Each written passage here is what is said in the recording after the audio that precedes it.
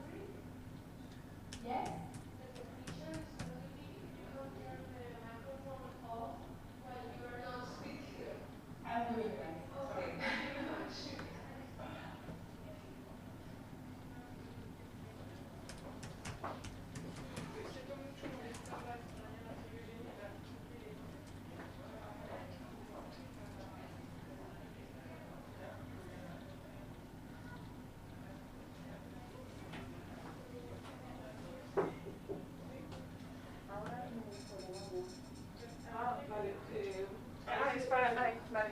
Ahora vienen por el agua. Gracias, no empresa. Gracias. Era un vaso y una jarra, ¿no? Sí, solo uno, gracias.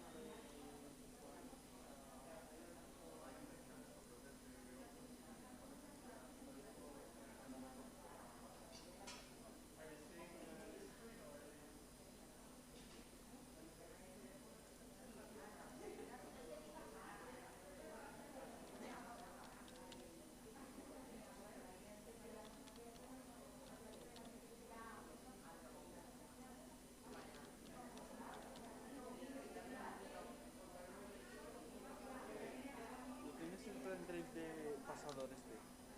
Sí. Porque no está ahí enchufado. Está por aquí. O sea, el mando está ahí, pero el pendrive no. No jodas. Pues está dentro del mando.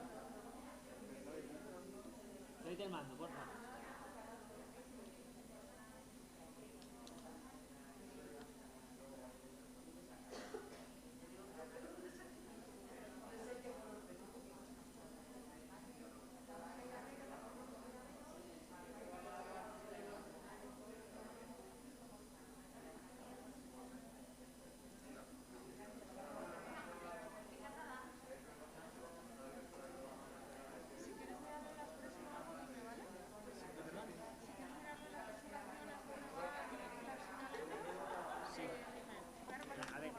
Las presentaciones, ¿quién las va a abrir? ¿Vamos un técnico mío a abrirlas? Vale, ¿me puedes indicar dónde van las presentaciones? Vamos allí, que las tenemos allí. Vale.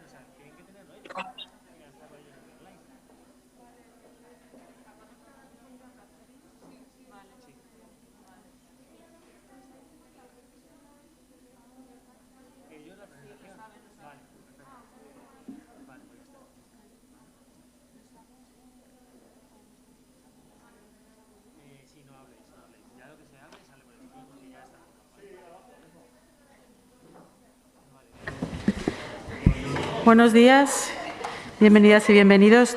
Damos comienzo a la jornada, al acto de inauguración. Good afternoon, everyone. Good morning, everyone. So we're going to start with to start the session. We're going to have María Ángeles Benítez, who is the director of the representation of the European Commission in Madrid. Good morning, everyone. My apologies if I do not use an inclusive language all the time, because I'm going to concentrate on the content of the meeting. It is a great honor for me to be here with you today. So I would like to thank you for being here, also those who are online, because this is something that is a big concern for us, and it is important for the European Union. So welcome once again. This is your home, where we can discuss all these topics that are so important for the European Union. And this is important because the European Union is committed with gender violence, with equality, and with protection of those who need it most. This we've already proven, not just with words, but also with actions. But obviously, yeah, we politicians, we always have words, we communicate, we speak, but then our words are translated in downstream to the citizens, and this is happening thanks to organizations like yours, so that this effect is much more immediate, and so that this work comes from all the organizations, and so that we can identify the needs, and so that we can adapt our actions to what is needed. Some weeks ago, I heard about this action here I was in the Canary Islands, and it was an event about gender equality, and some of you approached me and said, "Hey, so we're going to do this in the office of the European Commission," and then I responded immediately, yeah, I'm super interested, not just as a European, as a representative of the European Union, but it is also very deep personal for different reasons. So now back to the perspective of the European Union. I say we are acting, or we act, because, well, we've already introduced the gender perspective in all our policies. So it is not just one isolated policy, but it is within all policies.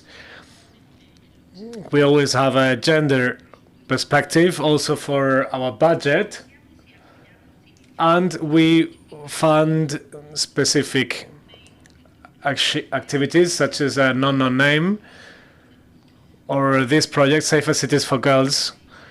And also the process has not finished in the Istanbul Convention, but it is something very serious for us. We have the European Institute for Gender Equality doing constant research with different measurements about this topic, and sometimes they analyze this, and they often tell us off, all the institutions, and that's good that they do that, because this is something we sometimes people think we've already reached to those freedoms or those rights, and it is difficult to gain them. And if we're not constantly working on it, it is easy to lose those rights.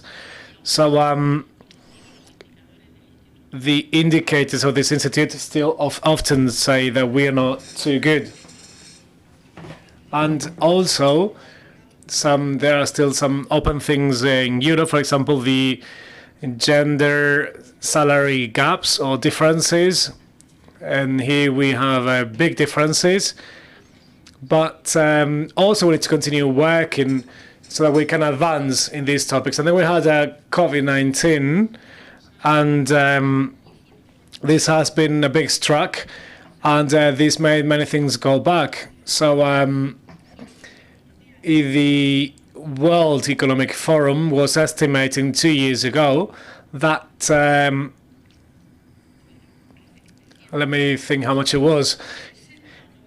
It was like 60 or 90 years it would take, just for you to have an idea of the dimension, to reach real gender equality in Europe. And after COVID, 1 year after, this figure was increased up to 135 years. So how is this possible? Well, yes, it is, because we have to work hard to warranty in all these two rights.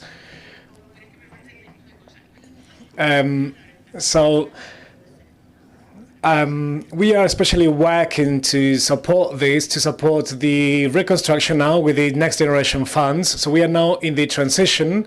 And another question is, that we want to have a fair transition, not just in financial terms, but also, so of course we will be offering funding, but also this reads in terms of supporting the most vulnerable groups. And here we have gender freedom, and here I include what you're going to be discussing here, because fear can't stop us from being free. So here we have some statistics about harassment and the young girls who are suffering from harassment just because they are walking in space in the city, and they can be scared and they can feel fear in spaces which were friendly spaces just before, where it was sunny in the day, and then it can become a hostile space, and this reduces freedom. And this we can tackle working together with organizations such as yours, and working with the city councils, with the local authorities, because there are certain things that we can do, and of course it is necessary. So we can have many preventive measures before things happen in those spaces where we can see and be seen, and where we can have the opportunity to ask for help. And so there is a lighting, so it can be spaces that are not isolated, so that we can better protect our women. And this is because it is the collective, and it's not a small group. This is 50% of the population. So this is the group that has most fear. So that is why I really personally support your initiative. And I have 2 daughters in their 20s, and I always tell them, hey, you need to be careful here, just don't walk home alone. And they're telling me, yeah, we do that, but I don't like having to do it. So this is a reality, and we need to see how we can help them, and we need to work with you, with the groups of women, exploring the situations, and so that you can identify solutions. So all this is more than welcome, and not just personally, but also by the heart of the European Union, which in this case I am representing the European Union. But of course, we will need to be working from the institutions, working in this fight. Thank you.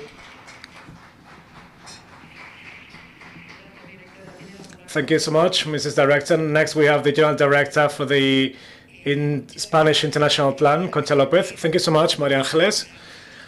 It is a great support for us, and a great motivation to have commitments such as yours, and not just at personal level. I like what you said, that this is deeply personal to you, but also the institution that you represent that has already proven the capacity to mobilize countries, such as it is the case of Spain and Belgium, so that we can advance in this agenda of prevention. You mentioned many important things, such as still we need to conquer new rights, and of course we need to see how we all together can work to advance in our agenda. So I'd like to thank everyone for being here with us in the room, in our home at the European Commission. It is a great honor to be here. We've been working with you for a long time. This is my first working place right after university, so I feel home again. Also like to so now I'm saying hello to everyone in French. Belgium plan. If you want to say hello now or maybe later, but welcome. Yeah. Hello. Yeah, good morning, Concha.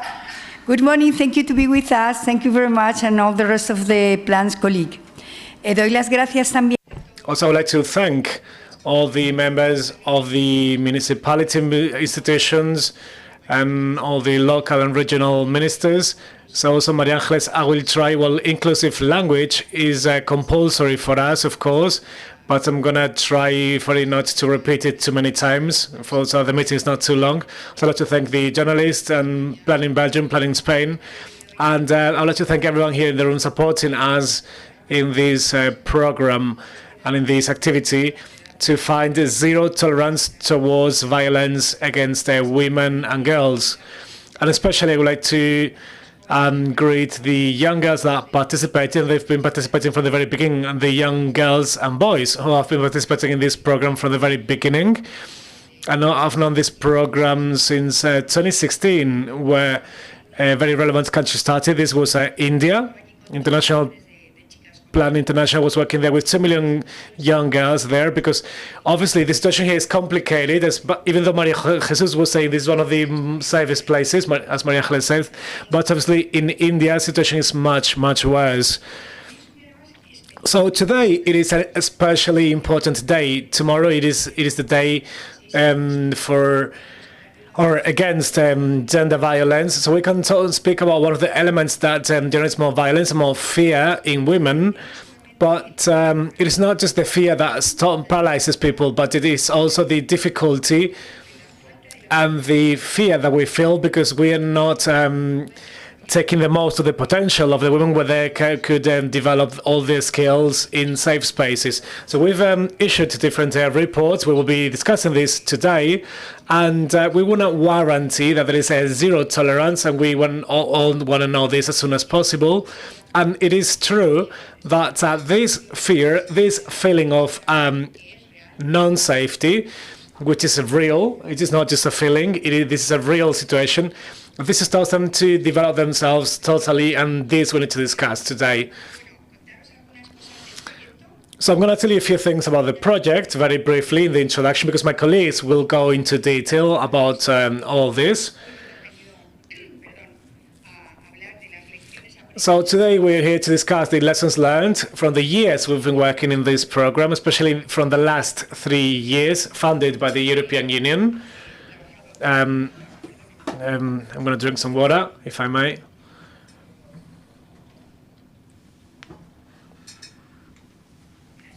Thank you.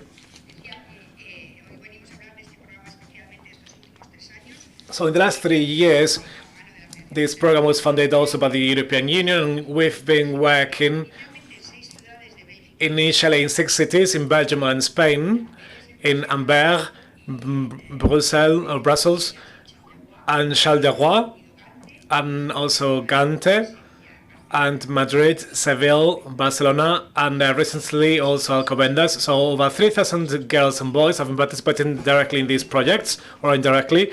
We've learned from them, we've learned with them, we've been listening to them, and it is paramount that in this new urban agenda with Habitat, that also are partners in over 20 cities now, it is necessary to include them, not just listening to them, but we have to include them in the planning of the cities, so that it is inclusive, responsible, tolerant cities with all types of people, and it has to be safe spaces to develop the potential we mentioned before.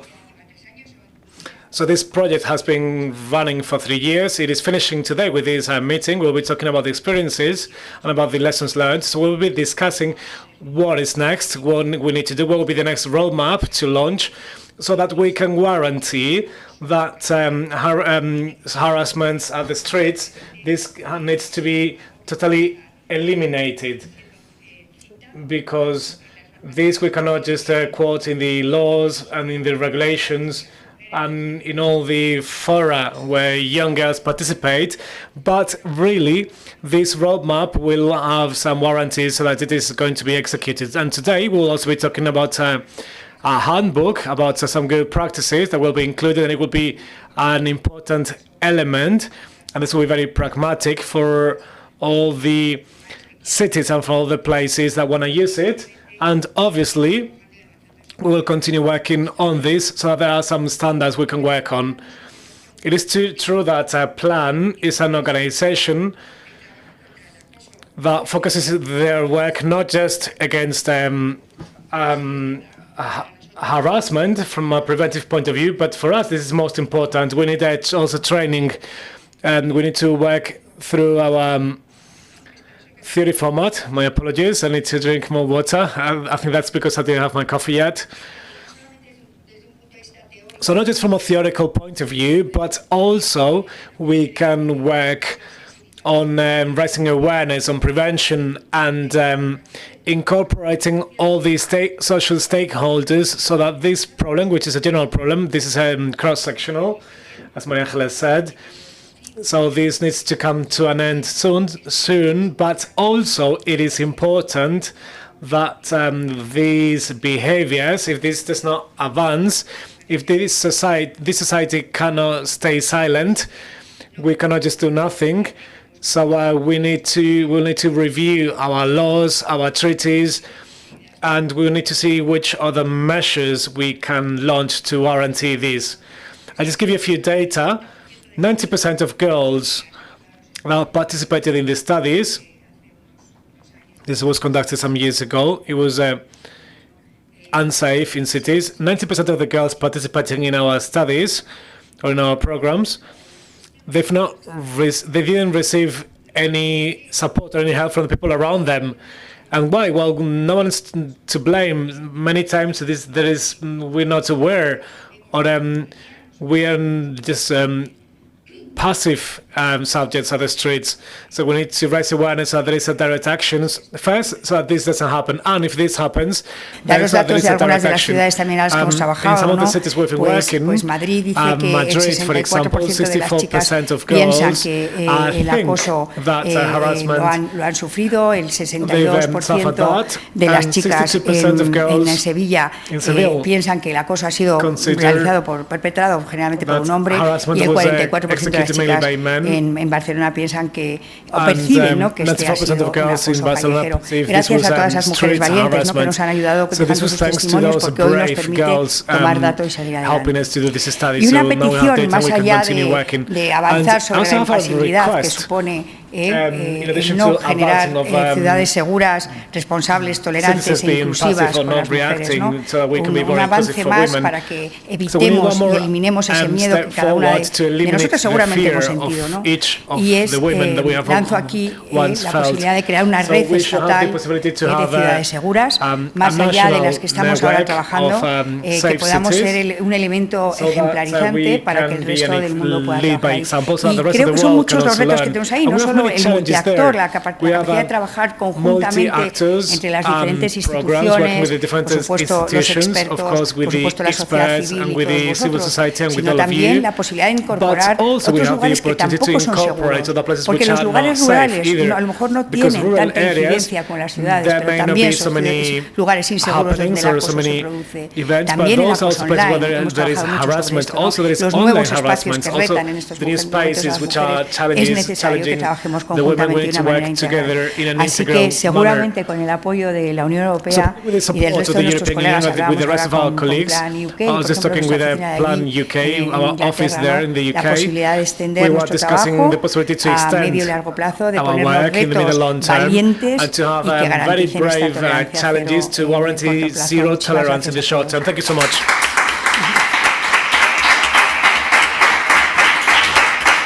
Gracias, Concha. And now we give the floor to the acting CEO of Plan International Belgium. A continuación vamos a dar la palabra a la directora en funciones del Plan Internacional Bélgica, Catherine Moores. La vamos a ver en pantalla. Okay. Catherine Moores. Buenos días a todos. Thank you. Thank you. Muchas gracias, Concha y María Ángeles,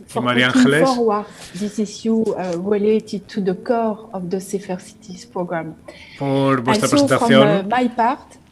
Por mi parte, quiero dar una calurosa bienvenida a todos los participantes y, sobre todo, quiero dar las gracias especialmente a los representantes de Bélgica, con los que hemos estado trabajando estrechamente en este proyecto este año de Ciudades Seguras para las Mujeres.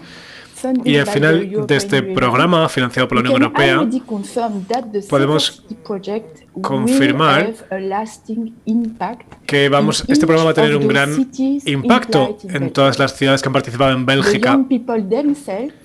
Los jóvenes y las jóvenes están en el centro del programa con su experiencia, su entusiasmo, su valentía, su creatividad y con el apoyo de la representación política realmente pueden atacar los tabús que nos impiden desarrollarnos en la ciudad. En Bélgica también queremos enfatizar la posibilidad de trabajar con los jóvenes de todas las diversidades, porque no importa cuáles nuestros orígenes o con qué género se identifica la gente, pero el acoso sexual tiene un gran impacto en nuestra libertad de expresión. Y por eso los jóvenes son nuestros embajadores. Voy a citar una de las jóvenes que dice que hay que tratar el acoso sexual siempre, en todas partes, por eso tenemos que participar, seguir participando en este programa y queremos ser parte de la solución. Como nueva generación de adultos tenemos que trabajar por el cambio. Tenemos que dar visibilidad a este acoso callejero y por eso tenemos que aunar fuerzas para que nuestras ciudades sean más seguras y más inclusivas. Y esta es la forma en la que tendremos un impacto duradero. Así que ahora escuchemos la voz de las jóvenes y los jóvenes. Yo como madre de una adolescente, para mí este proyecto de diversidad está creciendo y va a tener cada vez más impacto y por eso necesitamos estos cambios en nuestra sociedad. Mi esperanza es que todos y cada uno de ustedes participen en esta conferencia para activar a los jóvenes en esta lucha contra el acoso. Y esto es todo desde Bélgica como presentación. Realmente espero que sea una cumbre, una reunión muy fructífera. Merci, Catherine. Sorry, just one minute. Thank you so much, Plan Belgium, to be with us compañera de Bélgica por estar aquí hoy con nosotros. Espero que la próxima vez pueda ser en persona, trabajando en los retos que acabamos de comentar. Muchísimas gracias. Gracias, Concha. Merci, Catherine. Y ahora, como gracias, Catherine. Ya ha apuntado la directora en funciones de Plan Internacional Bélgica, damos paso a dos vídeos en los que vamos a poder ver y oír y escuchar a los jóvenes españoles y belgas que han participado en el proyecto. Alors dans le projet Safer City, dans le projet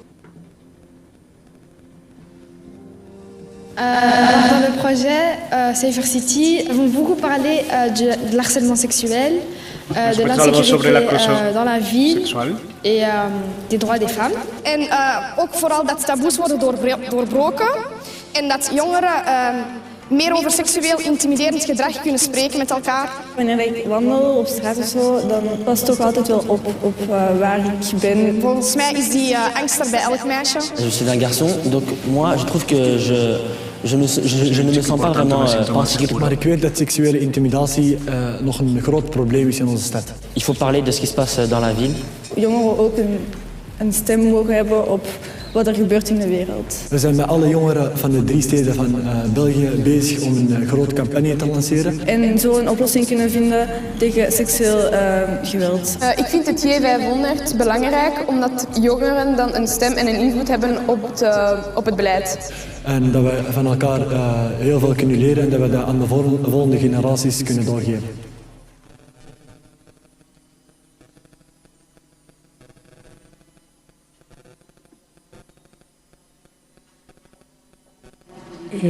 Falta otro vídeo, ¿no? Sí, es que estamos esperando que la directora termine un momentito, volverá enseguida. Vemos el otro vídeo y pasamos a la siguiente mesa, ¿sí? Gracias.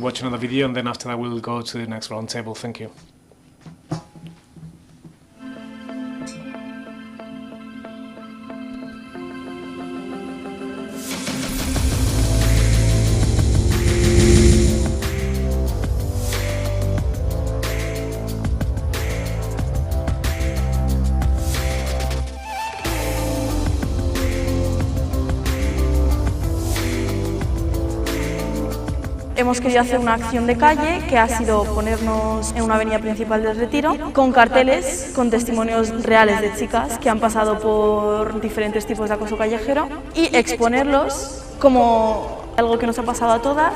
Ver las reacciones de la gente y ver cómo pues, se enfadan o te felicitan o te dan las gracias es algo bastante gratificante.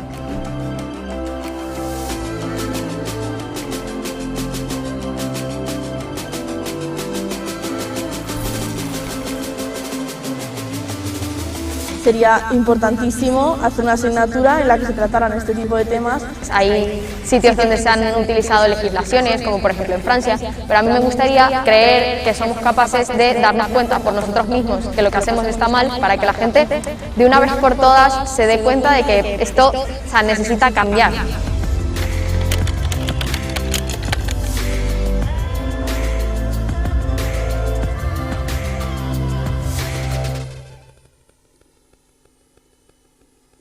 Muchas gracias. Bueno, como no ha bajado todavía, voy a recogerle yo sus cosas y podéis pasar ya a la mesa, ¿no? Los siguientes ponentes. Next speakers can Muchas gracias.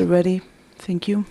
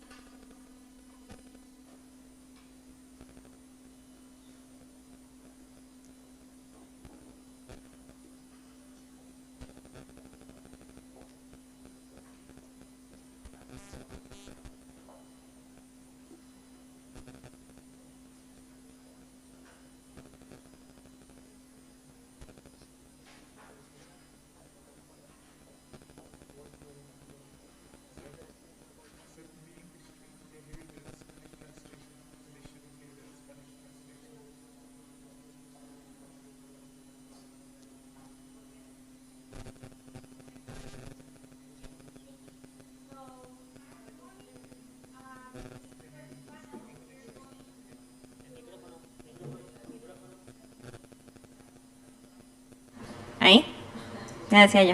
Hi, good morning. So for this first panel, we are going to present the Safer Cities Manual. El manual Safer Cities. En primer lugar, me gustaría explain how we are going to run the questions at the end of this panel. A dirigir las preguntas al final del panel. Entonces, los que estamos aquí, si tenéis alguna pregunta, en algún momento simplemente tenéis que levantar la mano y mi colega Ainhoa se acercará a vosotros con un bolígrafo y una tarjeta donde podéis escribir la pregunta. Los que nos estáis viendo online o enviarnos un correo a prensa@plan-international.org o utilizar el hashtag Safer Cities Summit. So, again, in this first panel, we are going to present the Safer Cities Manual. We would like first to introduce Koen Ponnet. He's a sociologist, professor in the University of Ghent, and a collaborator in Safer Cities. He will give us an overview of sexual harassment. Please, Mr. Ponnet, go ahead. Por favor, Mr. Ponnet, adelante. Gracias. No sé si me podéis escuchar bien. Sí. Voy a compartir mi pantalla con vosotros. No sé si podéis ver bien la pantalla. Podemos verte a ti y a la pantalla.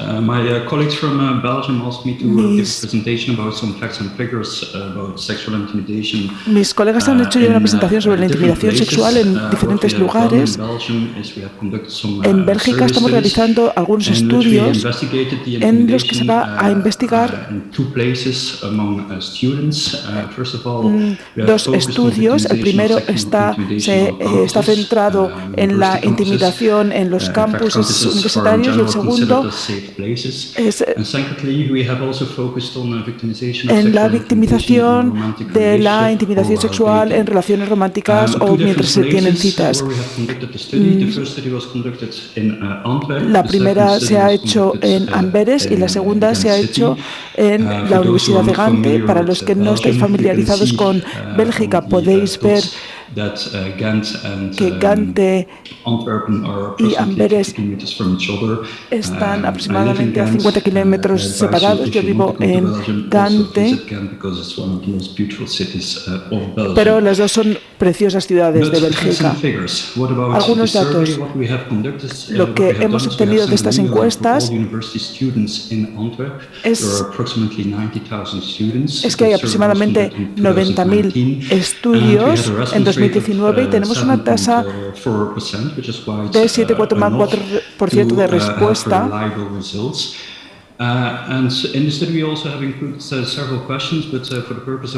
Para el fin de esta presentación,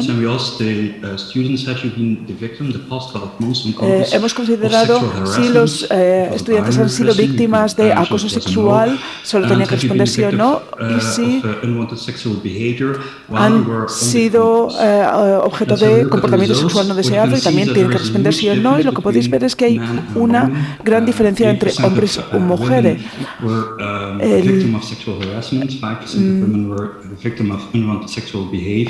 8% de las mujeres han sufrido comportamiento sexual no deseado y el 6% acoso sexual en hombres y el 7% y el 5% para las mujeres. El segundo estudio, enviamos un correo con un enlace a los estudios de criminología y de comunicación, de ciencias de la comunicación, y fueron aproximadamente 2.000 estudiantes en 2020, y les preguntamos si habían sufrido en sus relaciones o durante las citas algunos comentarios de acoso sexual fuera de Internet, en Internet, o alguna coerción sexual sin consentimiento mutuo.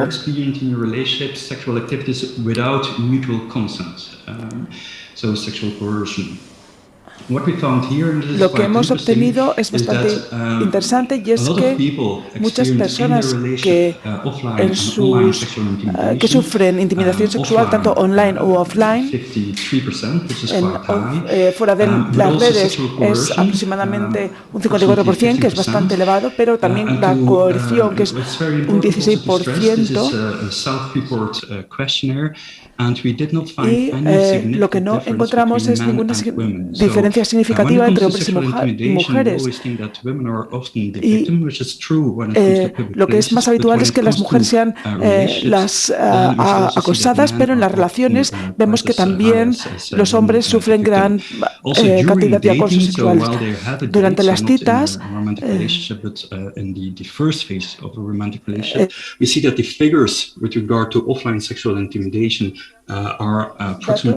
también son del 60% aproximadamente fuera de las redes sociales, 50% aproximadamente online, y de coerción aproximadamente un 16% mientras están teniendo citas. No hay diferencias significativas entre hombres y mujeres. En este momento hemos tenido unos movimientos en la ciudad de Gante. of women who are demonstrating. Con mujeres que están, se están manifestando, y lo que es importante aquí es que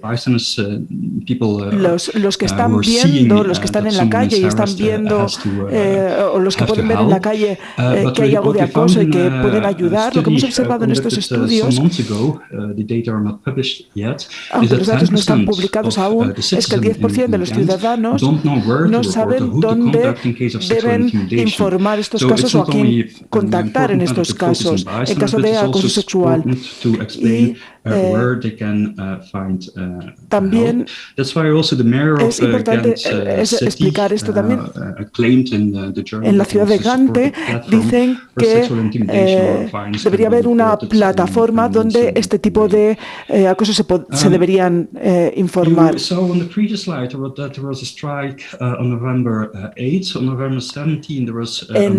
El 17 de noviembre de 2021 hubo otra concentración y lo que observamos es que solo veis mujeres.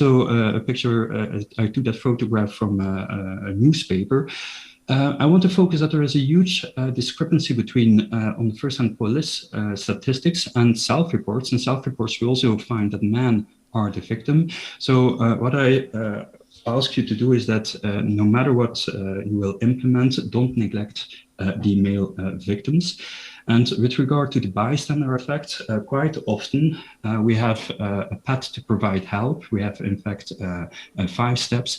And quite often the bystander effect starts from step 3, take the responsibility for providing help. But keep also in mind that the first step to be able to help other people is that you have to notice that something is happening. And also step 2 is that you have to interpret the event as an emergency. And when it comes to sexual harassment, it's not always easy to discern whether it's just a couple who is having a quarrel with each other or whether it's indeed sexual intimidation. So this is also important to keep in mind. And I guess that was it for today. If you have questions, do not hesitate to email me. You find also my email address on the bottom of this slide. Thank you very much.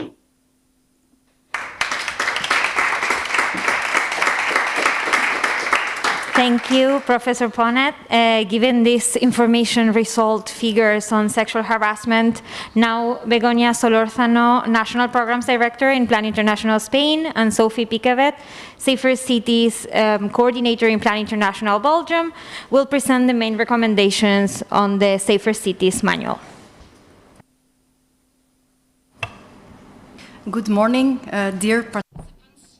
Thank you a lot for being here with us today to discuss this important topic.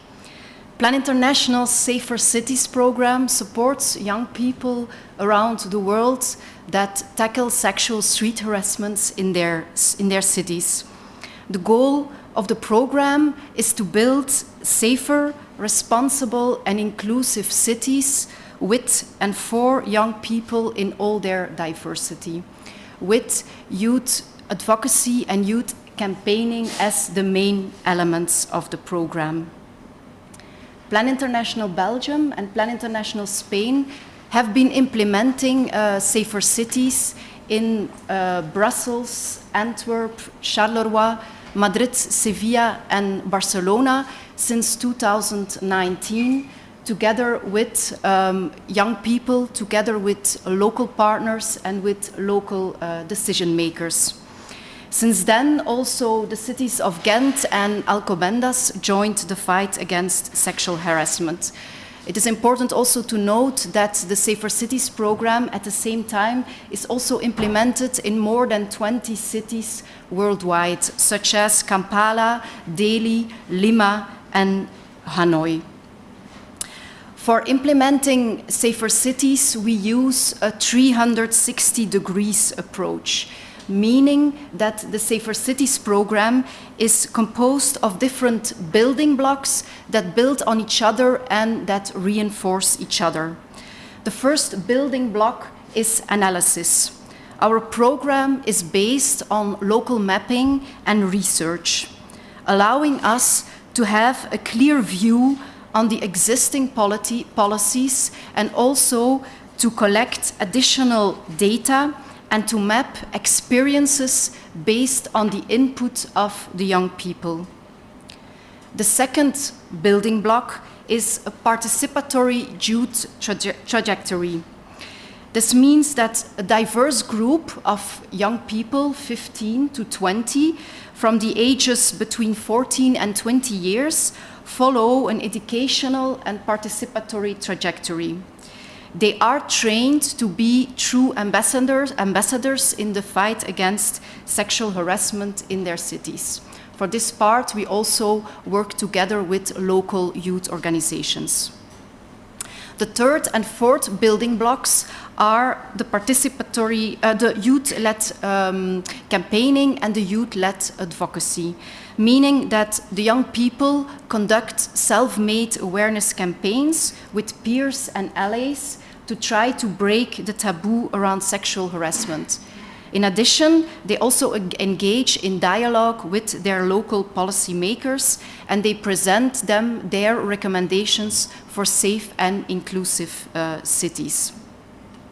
I now want to give the floor to my colleague Begonia, who will clarify each of these domains and also explain some guidelines and lessons learned that we had from the current program.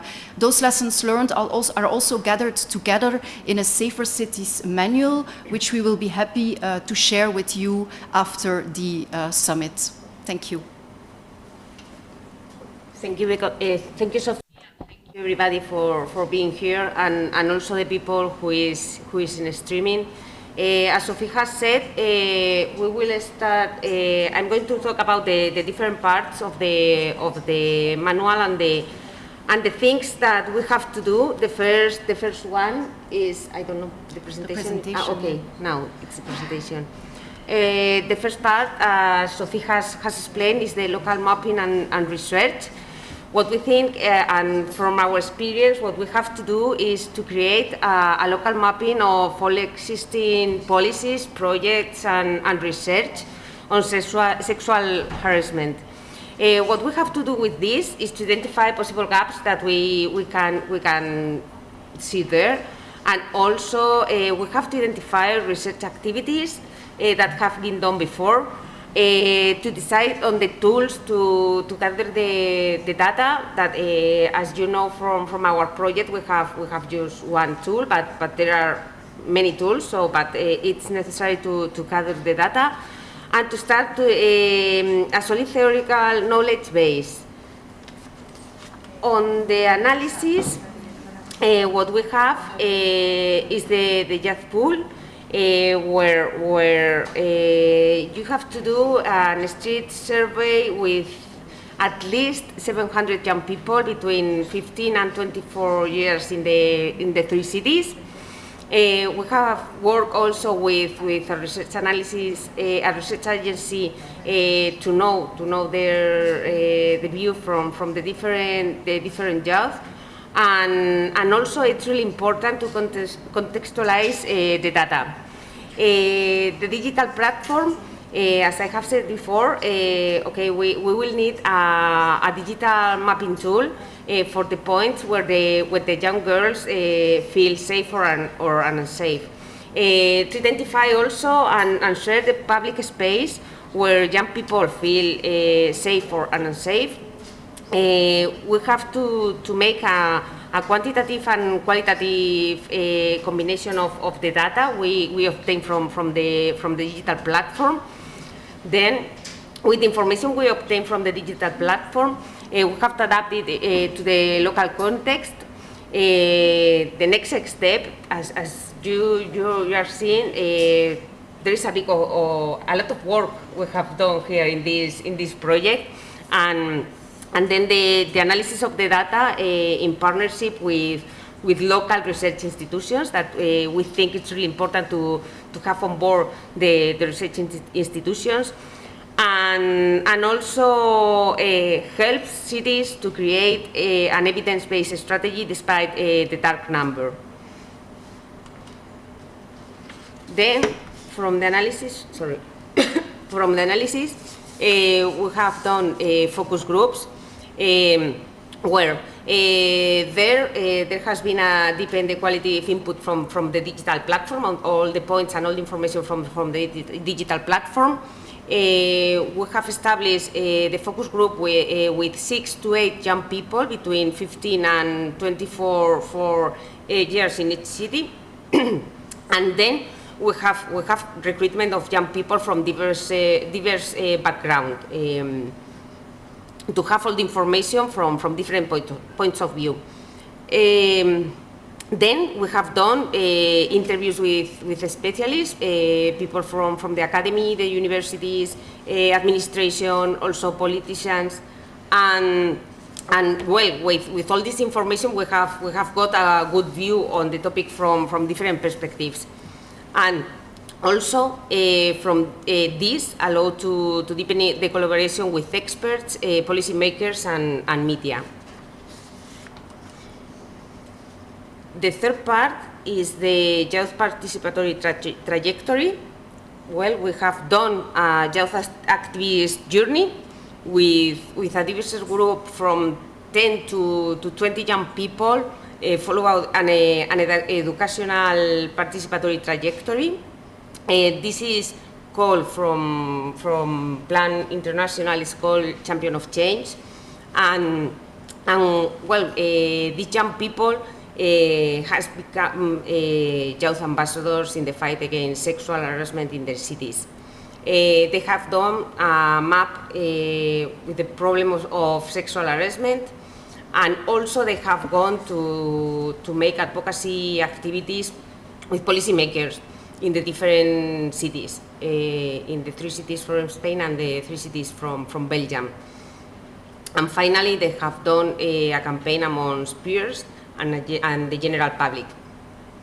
We have also developed safer cities models.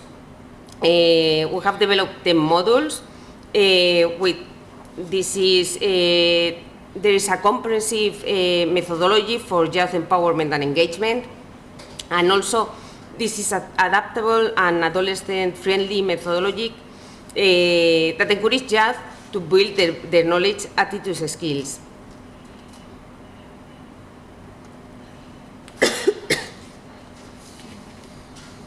The youth-led campaign that we are developing for social change, we have youth ambassadors raise awareness amongst peers and general public. There had been a youth-led campaign with storytelling and video development. Young people make a difference in addressing issues that are taboo in their society. In Belgium, they have created an on-campaign video in collaboration with Canon, and in Spain we have created an on-campaign and street actions. The bystander campaign, it has been a bystander dance in collaboration with Jenny Bonsen, okay. Encourage people to react when they witness sexual harassment. And we also join force worldwide with youth activists from Benin, Bolivia, Niger, and Vietnam.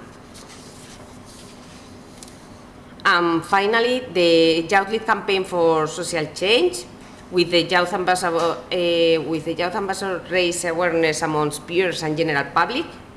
I'm sorry, this has been done. The youth ambassador influence policymakers.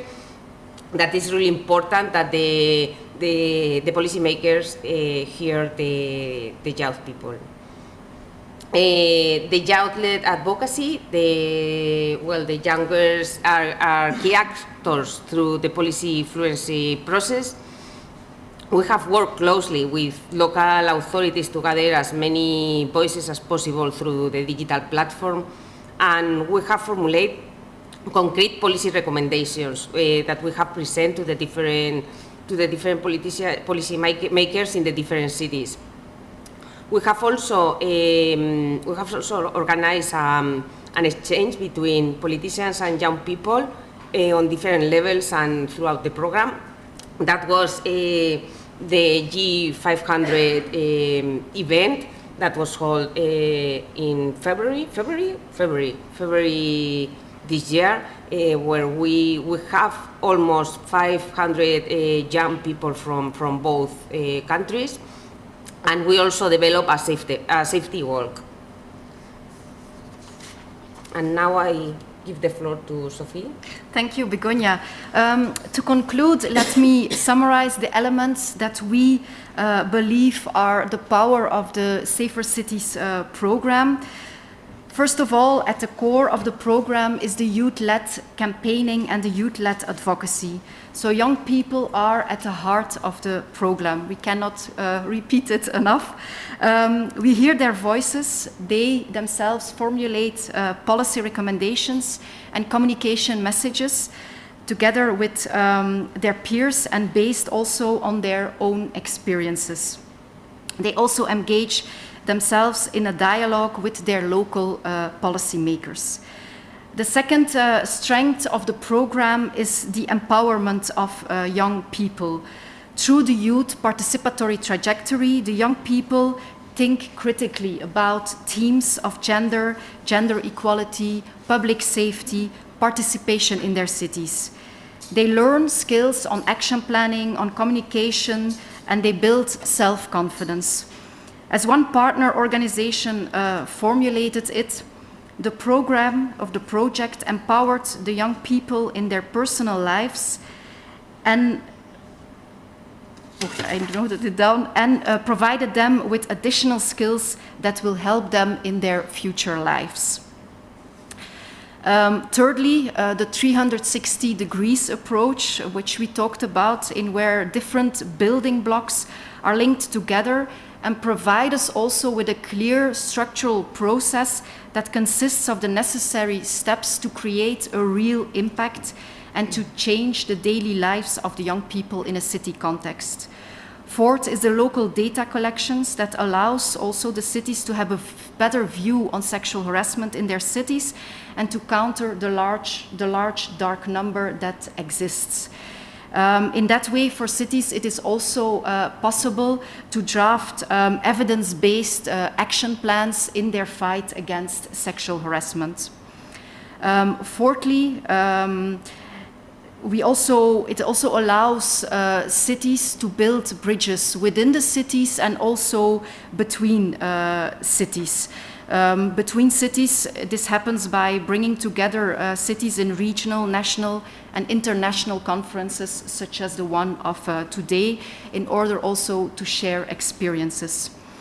The sixth element is working in partnerships. Safer Cities brings together a lot of people in the city context, young people, local decision makers, local youth organizations, civil society, and also corporates.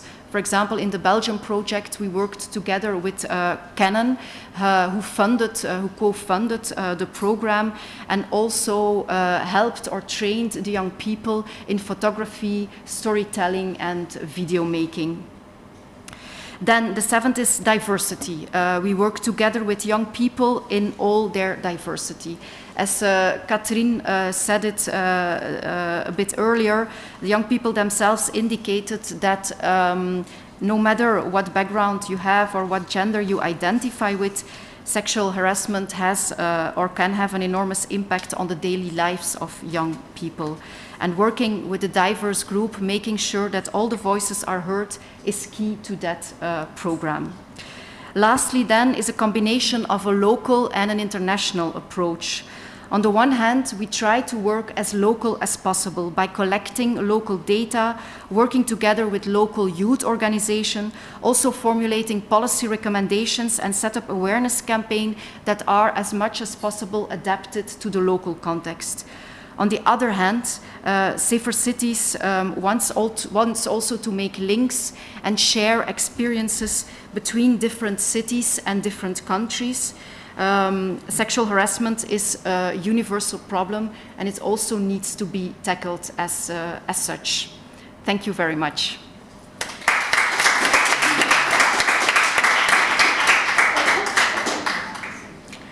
Thank you.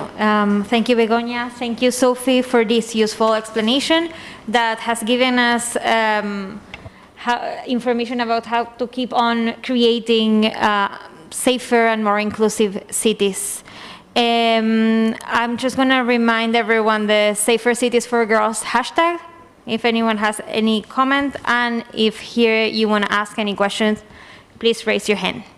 Now it's time for Juma Asiago, Safer Cities Manager in UN Habitat, to explain how this program works all over the world.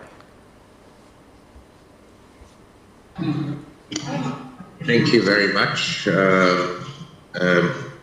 Can you hear me loud and clear? Yes, we can hear you and we can see you. Right. So the Safer Cities program at UN Habitat has had, over the past few years, this joint programming with Plan International.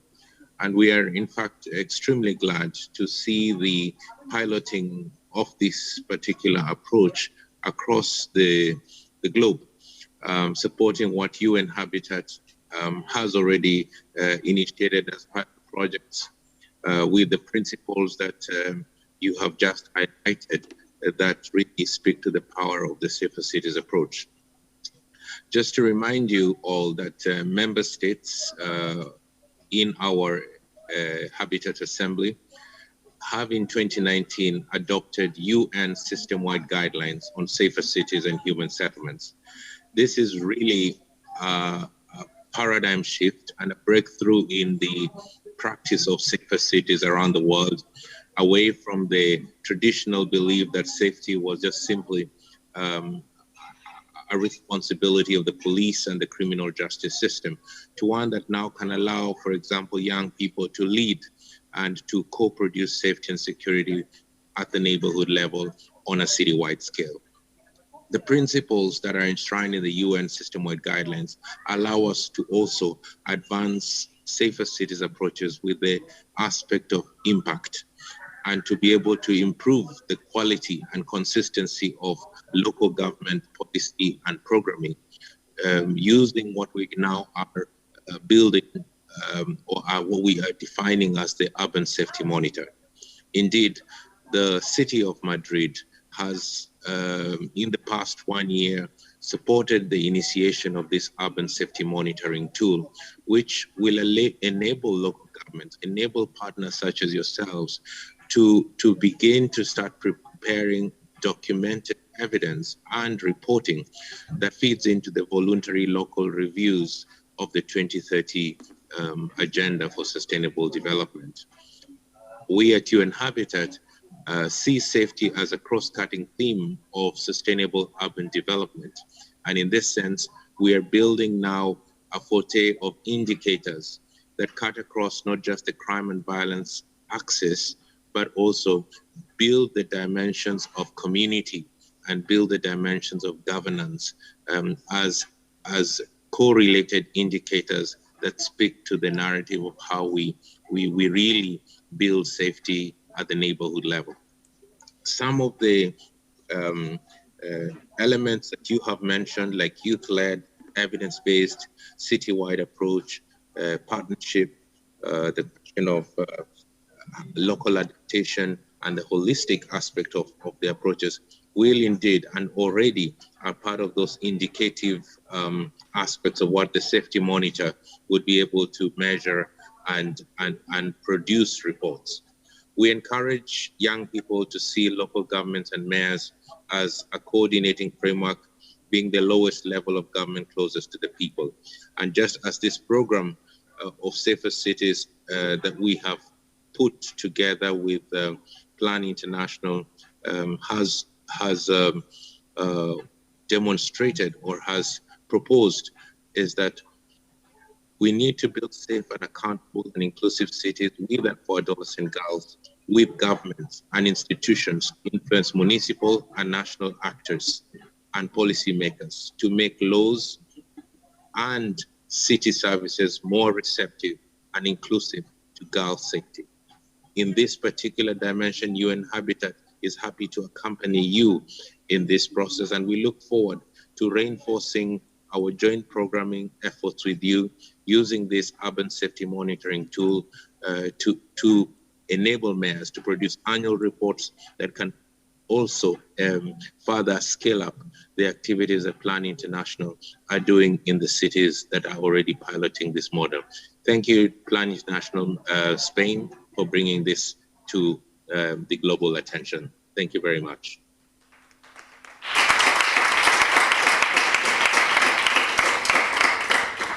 Thank you, Juma, for giving us so many useful recommendations for cities to implement and for being part of Safer Cities for Girls initiative. We would like to remind everyone today that we are closing this project, this European project, but it's also the beginning for new partnerships to create safer and more inclusive cities all over the EU. I don't know if we have any questions online or in person. Now would be a great moment. No? Okay.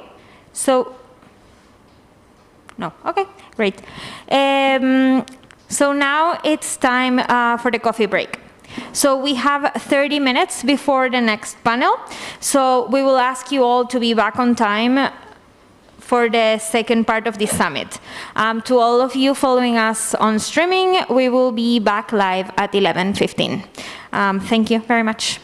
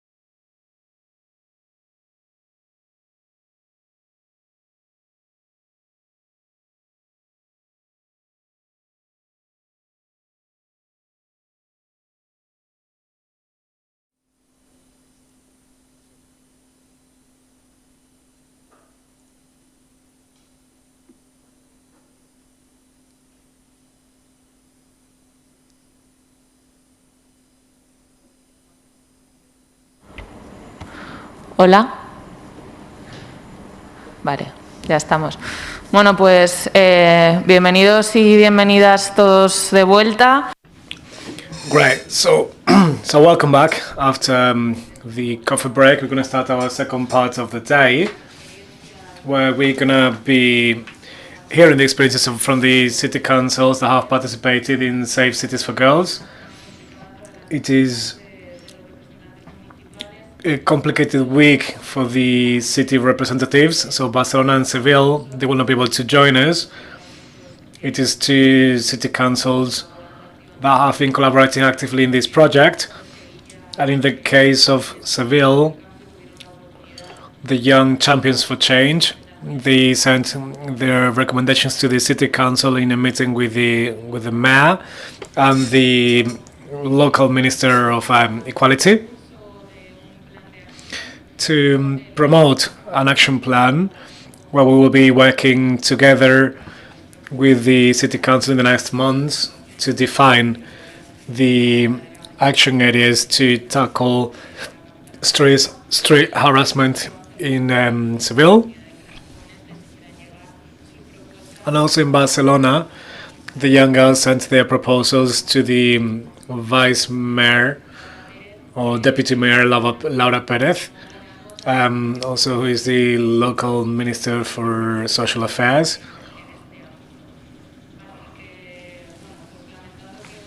So unfortunately they're not here with us today, but we are going to continue with the other speakers who are here on the table. So next we have our colleague Bouter. Not one, but two representatives from Brussels. As some of you may know, Brussels has kind of a peculiar political system, which actually allows us to work with even more political actors. And as our first political actor who we're welcoming here today, digitally, we're pleased to welcome Lydia Mutiebele, who is the elder woman of equal chances at the city of Brussels. Thank you.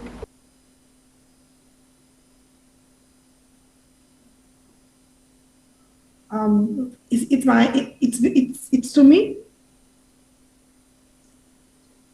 Yes, Lydia, we can hear you, and we can see you now as well.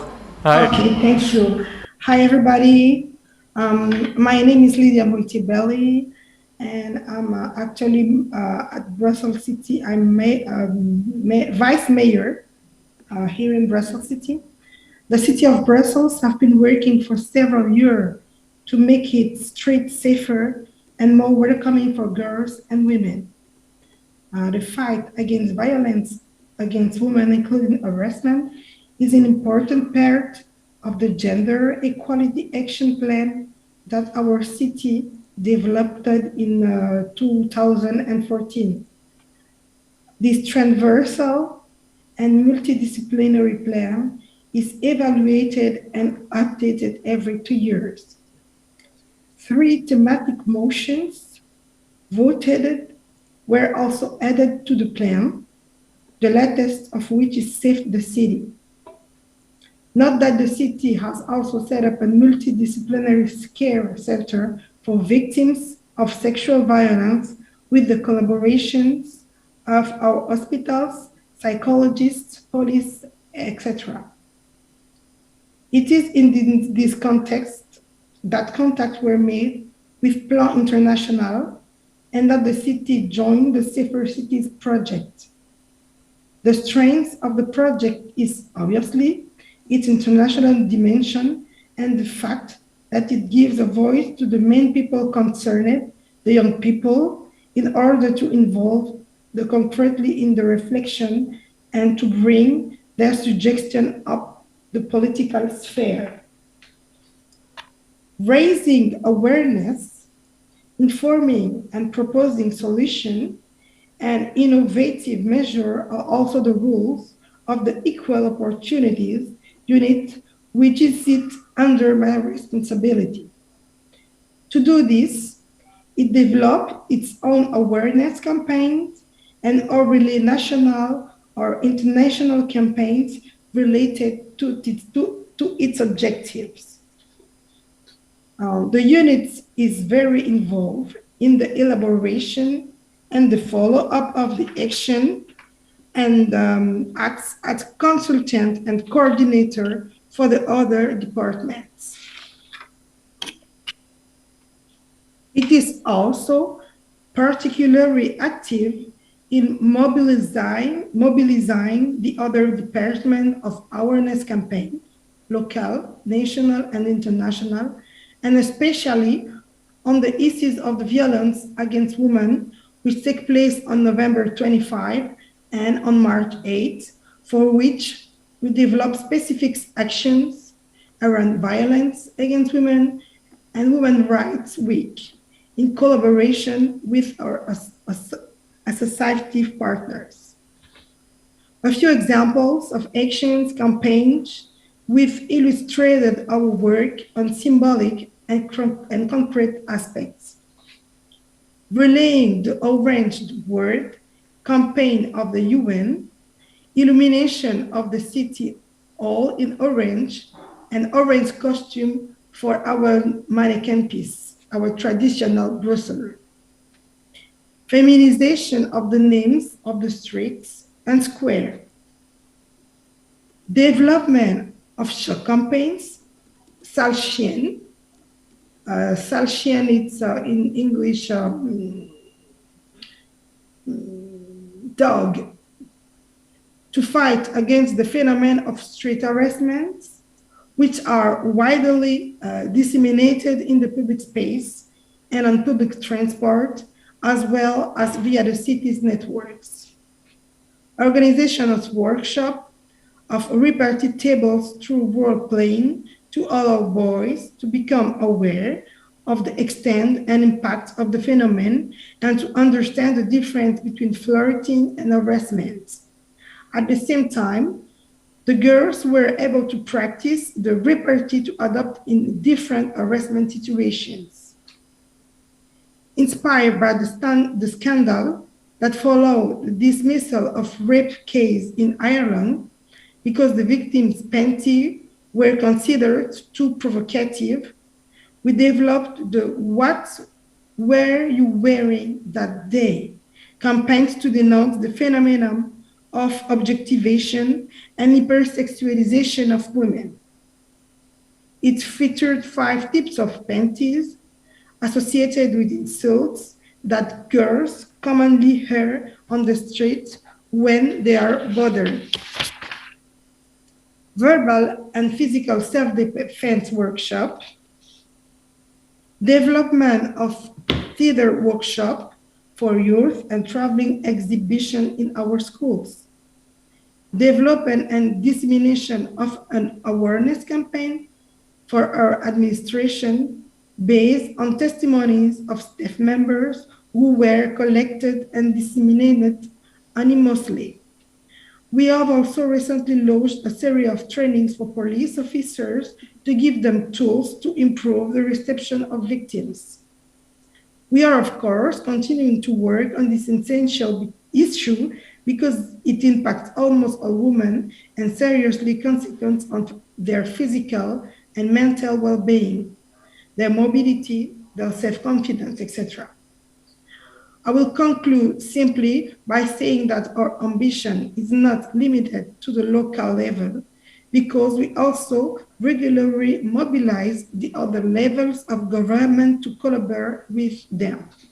In fact, we are currently working on concentrated measures with the regional and federal level to respond to various movements that followed the numerous incidents that have recently affected our young girls in the context of university baptism or in certain bars in the region, for example. I thank you for your attention.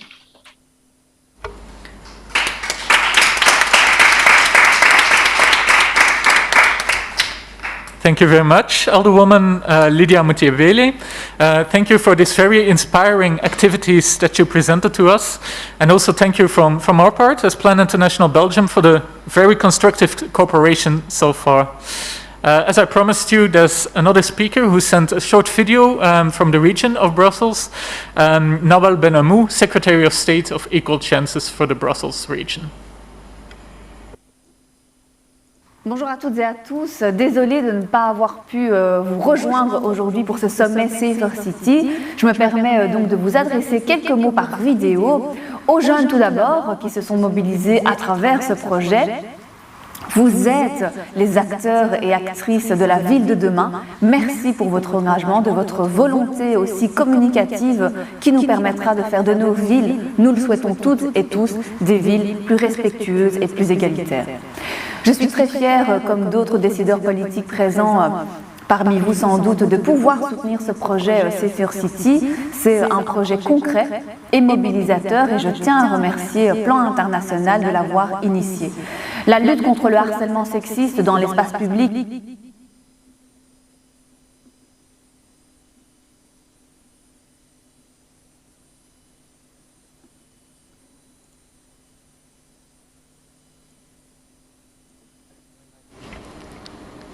We're dealing with some minor technical issues. I think we'll continue with the next speaker. If the video is back okay, later we can still send it to you. Julia? Yes. Bueno, pues viendo que no.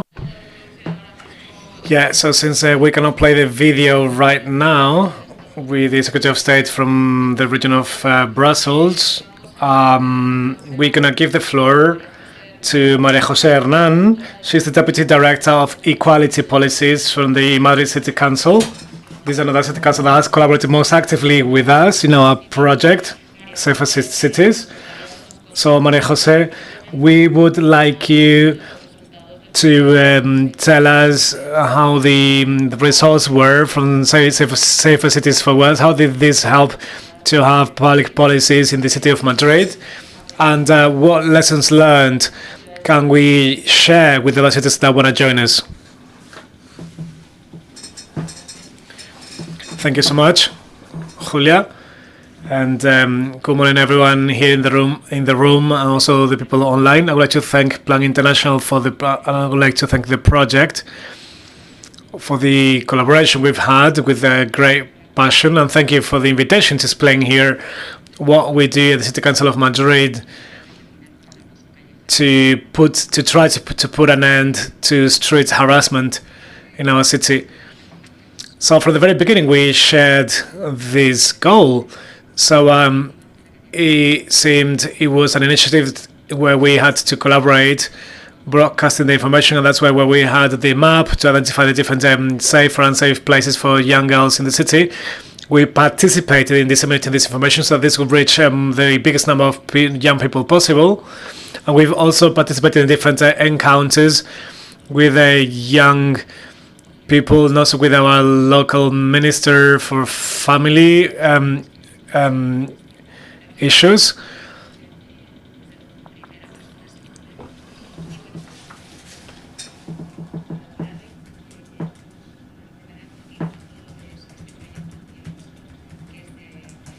So, of course, we have Madrid Safe City for women and girls. And when we started this work of diagnosis in the city of Madrid, from the city of Madrid, we were starting a diagnosis on the safety of women and girls in the city. So, we had this work, and of course in the project like Safer Cities we participated in this diagnosis, and all these conclusions that we had were mutual. So it was a good opportunity to establish and to follow the recommendations that were issued from this diagnosis and from that project. And the diagnosis of Madrid, this is also published in our website. You just have to Google Madrid Safe City for Women and Girls. So this also includes the impact of COVID-19 and the measures for the pandemic, for safety of girls and women in the city. And before that, we also had one from 2019, but the conclusions are still up to date today. So things do not change much, and it goes very slow. So Madrid has been working at least since 2018, working directly, because we joined an initiative with women and safe spaces for women and girls. So we've started a project, a cross-sectional project all across the city council, because we've created a working group where we represent all the areas of government. So all the public spheres are collaborating and coordinating to try to resolve this problem, because one of the lessons learned that we have is that, and this can be very useful for other cities working in the same line, obviously from the policies of equality, we cannot get a solution if we work just isolated. It is a very complex situation, as we saw in the results of the report. So we need to work with it with a multidisciplinary approach. So everywhere, from the public policy, from public spaces, urban planning, citizens' participation, so from sports, from equality, from everywhere, from all the fields of the city council, we need to work, because otherwise we could not be able to resolve the problem. And within the framework of this big work, in our case, it is more than 20 people working constantly to do the first this diagnosis, and then also to present. Recently, well, the 10th of December, we will present our joint program. This will be for 2021-2023, and in this working group, we've agreed to implement 25 measures for 7 fields. So all these actions are also part of the report Safer Cities. So that's why we are working so close together, so that we can find solutions to this situation. So we have raising awareness, prevention from education, and this is really necessary, because we need to start from education to solve this problem in the mid and long term. Also, we have sex violence, because this requires specific actions. And then of course, we need the empowering of women. Then we have urban planning and transport. Then we have recovery of the streets.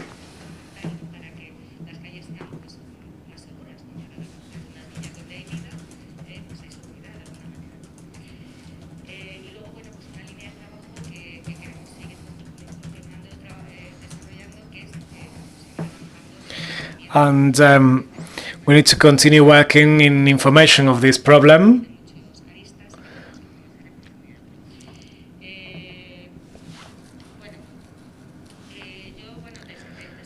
So I would like to highlight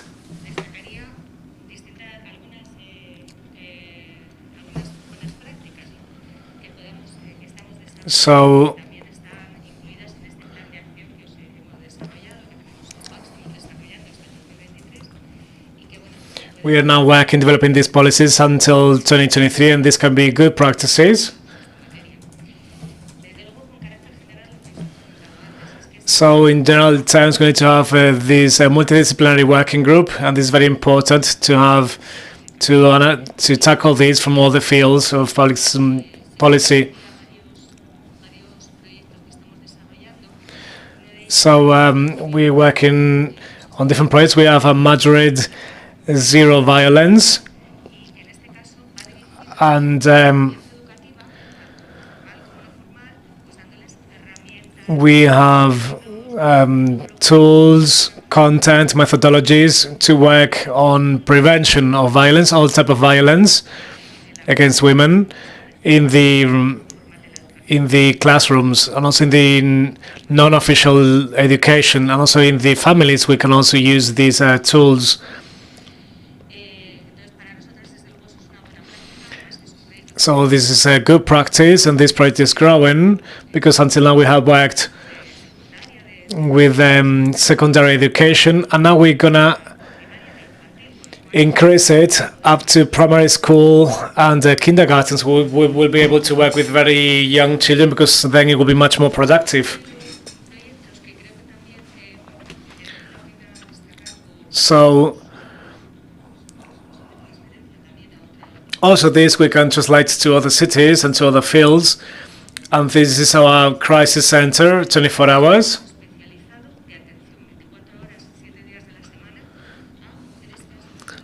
And this is for women who suffered some type of sex violence. So through this center, which is a pioneer center in Spain, and this is a big reference for our region of Madrid, also for other cities in Spain.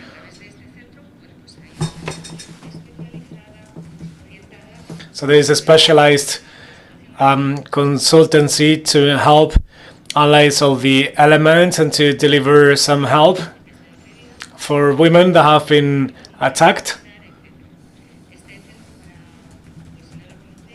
So this center has been working since 2019, since this December, and until July this year, they have assisted over 600 women.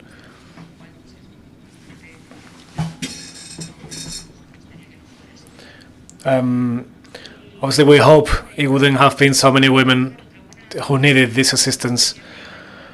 And as we have another good practice in the City Council within the work of municipal equality spaces. These are other resources that we have in the City Council, which is not so well known. If I'm over the time, please let me know. So these are the projects. They do great work, which is very important because they have a working line for raising awareness, another one for empowering women, and another one for detection and repair of all type of violence. So it is a very integral work, or very complete. So there we're working with all the actions for raising awareness.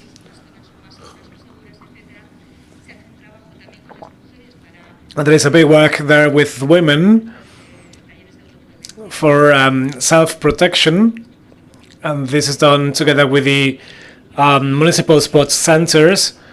Also, there's a great work with men because obviously they also play an important role here, because we need to transform those masculinities which are not equal.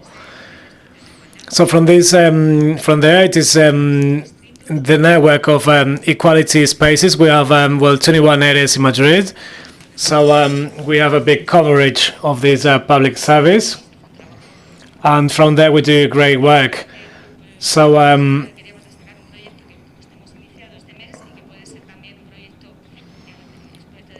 so this is a pilot project, and this would be about having an analysis and a work for areas and for districts, so we can have safe, nice or kind areas. This is what we'll do in Carabanchel and Vicabro, in 2 areas in Madrid. And with an urban planner who is an expert in gender.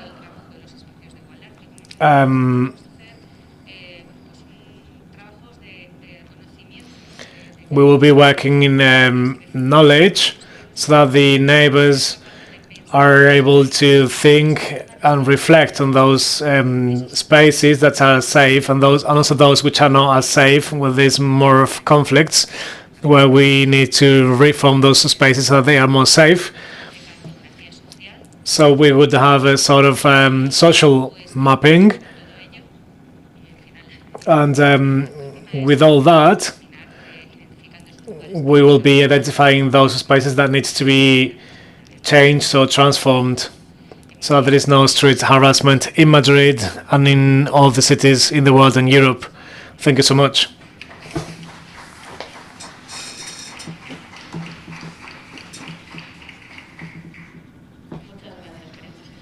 Thank you so much, Maria Jose.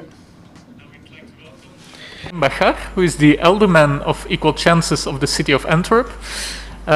We really saw throughout the Safer Cities program that Alderman Bacher was really very much known amongst our champions of change in the city, partly because of his own youth work experience, but also because he, besides being alderman, he also has his side job of being the national coach of our futsal team in Belgium. Yeah, sorry, Mr. Bacher, your co-workers asked me to say that.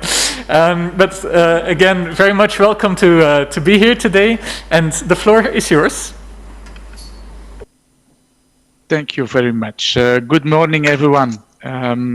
Thank you so much for having me. My name is Karim Bacher. As they told, I'm the alderman for integration and equal rights in the city of Antwerp and Belgium. And as just tell that I'm also the coach of the national futsal team of Belgium. So I would like to share my screen. I have a little presentation, so I will share it now. So you can follow it. I will see my screen.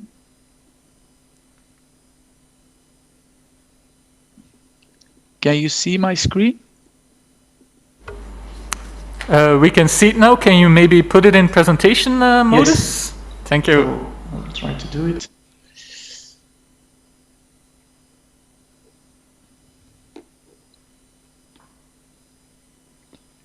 Okay, now it's in presentation mode. Now it is perfect. Okay, thank you very much. So I would like to start by saying that the collaboration with Plan International in the context of the Safer Cities project had been a very valuable one. The input and the information that they have provided the past couple of years have been essential in the process of giving shape to our policy and sexual harassment. So in June of this year, we had a meeting with the champions of the change youngsters. It was a very interesting exchange, and we discussed how they would tackle the problem of sexual harassment in the city of Antwerp.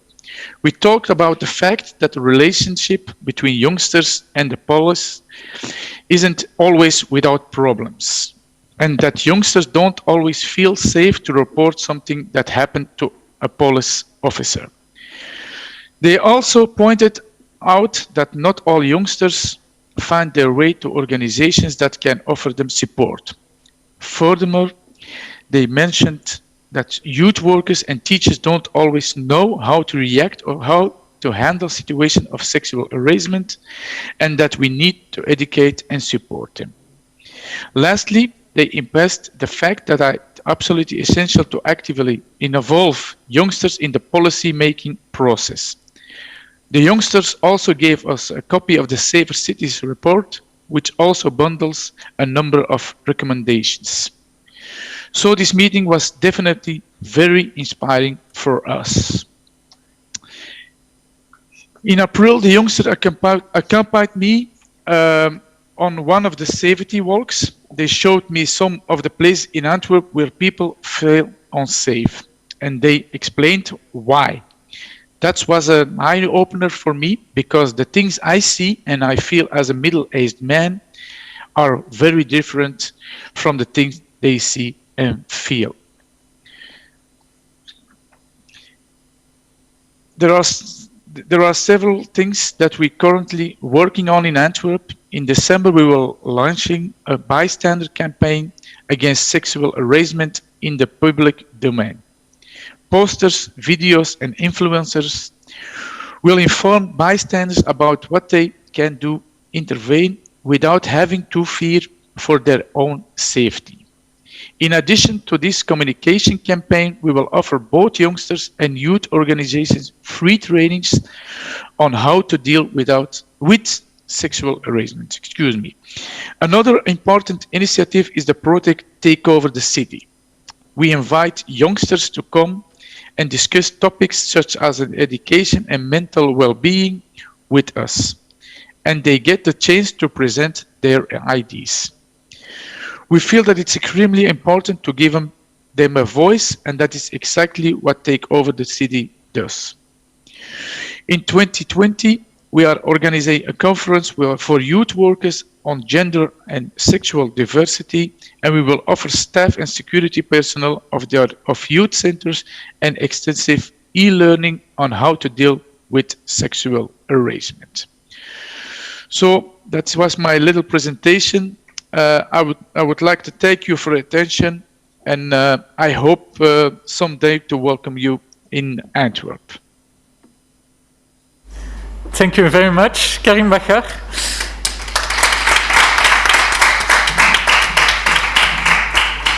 Thank you for your clear presentation and for the warm invitation to the lovely city of Antwerp, I can testify. And thank you as well, of course, for the warm cooperation that we've had with the city of Antwerp in the past years, and we're really looking forward to continue this cooperation. Thank you very much. See you soon.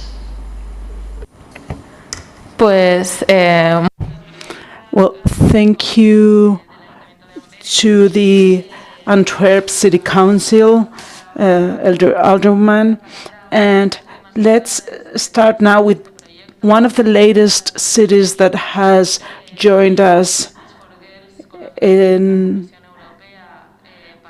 Safer Cities for Girls with the European Commission. It started with a cooperation of 6 cities. Now we are 8 cities, and we hope to be many more, especially after this summit. And one of the latest ones to join has been Alcobendas here in Madrid.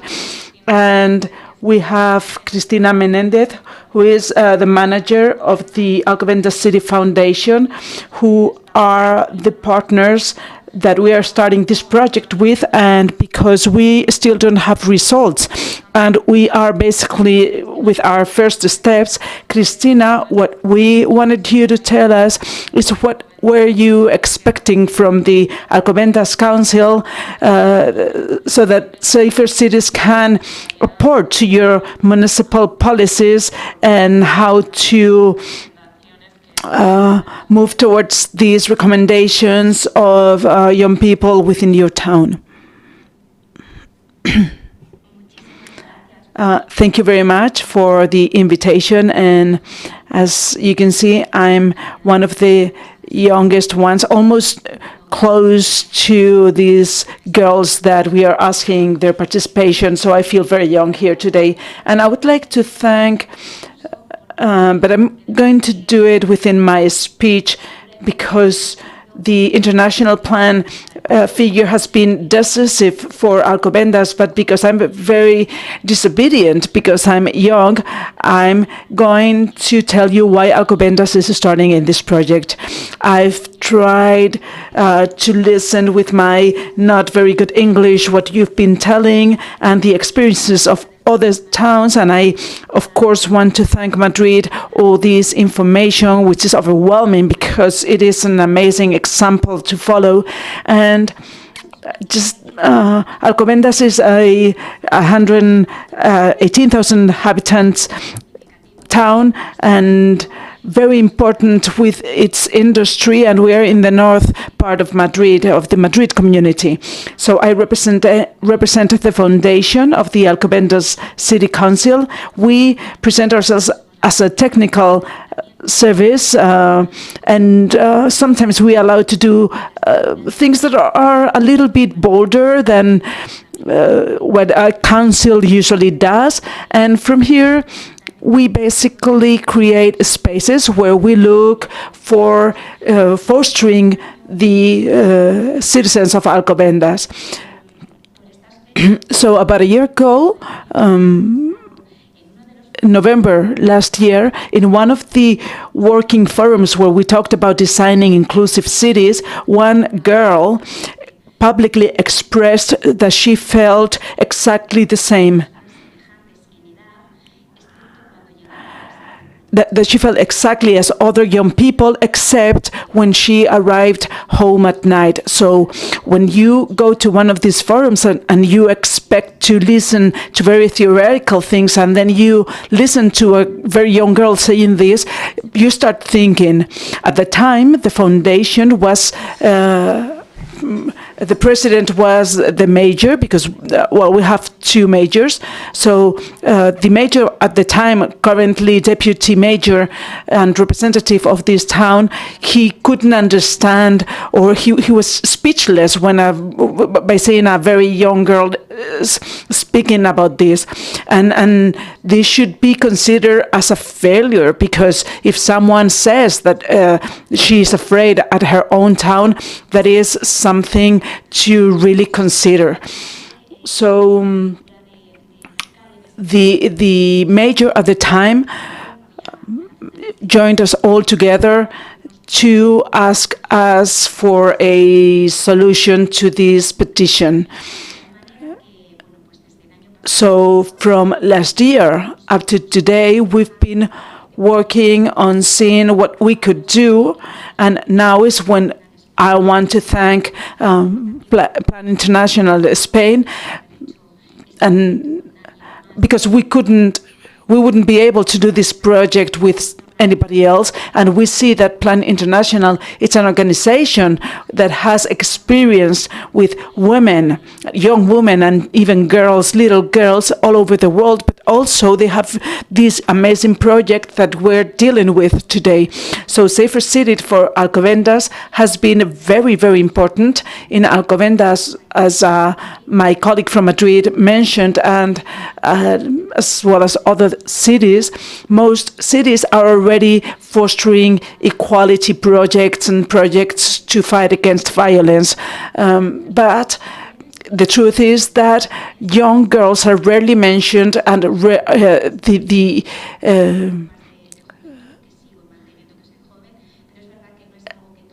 and it is true that usually most projects don't really focus just on young women, but all women. So when I listen to these women or girls, I feel totally identified, because even when you talk to older women, they say that they've felt it too, and we are still feeling it. So we consider that this project is very important, and the experience with other towns is going to be very important for us, because I hope that we can copy what it's been done, and we think it can be the starting point to motivate something even more important, because every town, every city will be working to change things at its own level. So in Alcobendas, we are just separated one street away from the next town. So we shouldn't consider this like in an isolation way. So we want to again remember or remind the importance of these projects, but also we want to put into value that these towns that are already joining this project, and we that are joining now, we have to take the relay and be speakers for other towns that are next to us that are not joining. So we have the commitment to put into value this and to show it all over the world. And we hope to be able to transform and to change a reality that I insist affects us all. As I said, we have a lot of challenges ahead of us. We're just starting again. So first, let's reach to these young girls. They relate to each other in a very different way as we did in my generation. So it is been a little bit complex to reach these girls. And also the international planning is very, very important. So the technological world is so present today is basic, but we feel also when we look for partners, and we are and we've looked for them as education centers, and we explained them the project, and so we are seeing that the speaking directly to these people is also key. So the presentation that we did towards all the delegations in the Alcobendas major, for them to get involved, and we told them about the importance of teaching these girls, because because it seems evident, but it is not. So taking such an important step, sometimes it is complicated for these young girls that don't have the experience to participate. The mapping is also being a very important tool that collects not only the language but also the experience of Plan International, and without Plan International we wouldn't have been able to put this into motion. And as I said, it's been a very basic tool, and also quite surprising, because we are seeing that even the more mature women are participating, because they understand that the point of view can create some value. I keep reivindicating that this is a very holistic project where men should also participate, but it is true that it is up to us and young girls to take that step forward, because that is the only way to change things. If they assume and understand that what they are experiencing is not normal and that we should change it. So I can only thank Plan International, these 6 cities and other cities. Please give us some contact so we can copy and mimic what you're doing. And another thing, tomorrow we will present the 25 women that will be in that team of change and that will be working simultaneously with the results that we obtain in the mapping. I'll leave it here because I don't have more time, but thank you very much for giving us the opportunity of being part of this project. Thank you. Bueno, muchas gracias, Cristina Alcobendas, por querer ser parte de Safer Cities y porque Thank you very much, Cristina Alcobendas, for wanting to create a safer city. And of course, we will share with you all the lessons learned, and let's work all together. Very happy to welcome Alicia Moner. She's the kind of new elder woman for equal chances for the city of Charleroi. But even though she's only been in that position for a couple of months, she has already shown really great strength and motivation to continue the fight against sexual harassment in her home city of Charleroi. Very welcome, Ms. Alicia Moner. Thank you. Hello. So, ladies and gentlemen, we are gathered today to address a particularly sensitive subject that affects many girls and women. Harassment.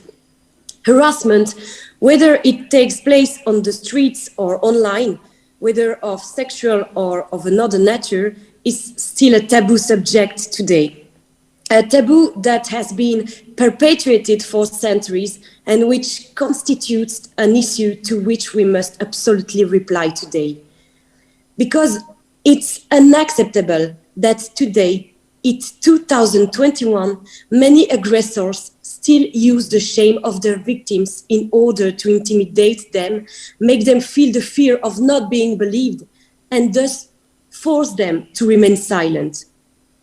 For too long, society, regardless of the region of the world, has remained deaf to the suffering of these women, as well as their despair at seeing this abuser go on unpunished. It's time to revolt and to put an end to this endemic deafness and the impunity of the aggressors. Every girl, every woman is free to live a life, to come and go peacefully from a home to a workplace or to school, to travel, to take the bus without fear. She must also be assured that in the event of assault or harassment, her voice will be heard and her complaint taken into account. This is obviously valid for everyone, and I'm thinking here particularly of the LGBTQA+ community, which suffers the full brunt of harassment. As elder women, for equal opportunities of the city of Charleroi, my team and I, in collaboration with local organizations, are setting up the Ask for Angela campaign. This process allows us to fight against street harassment or in nightlife sites, in particular by encouraging collaboration between the police, associations and various shopkeepers, restaurants and bars managers and employees in the fight against street harassment and the help of victims of harassment or violence. It's essential in our struggle to work together. During the exploratory work carried out in Charleroi with Plan International, very constructive remarks were made. These remarks and recommendations will be taken into account during the work to revitalize the city, in particular via better lighting of the squares, non-empty buildings politics, and increased police presence, etc., in order to fight against the feeling of insecurity of the woman in public space. I also encourage every harassed person to dare to talk about it. I also plead with each country, with each municipality, that we commit ourselves together in the fight against street harassment by advocating education campaigns in parallel with real sanctions and a law against sexism. As I'd like to thank you again for your invitation. I wish ourselves, our daughters and their daughters, the chance to finally thrive in a truly non-sexist society. I also wish the same thing for the men of the Assembly, as well as for our sons, because acting together is the key to make our cities places where everyone finds their own way. Boys who must not only be learned from their mothers about gender equality and respect for each other's, but also benefit from the example of their fathers. Because the sex equality, the fight against sexism, and the universal respect can't wait any longer. Thank you.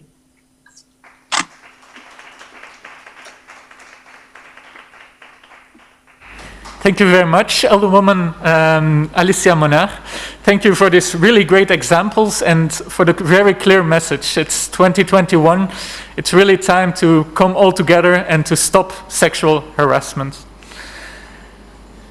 Before we introduce the next speaker to you, I'd like to remind both the room but also the people following online that you can still ask your questions.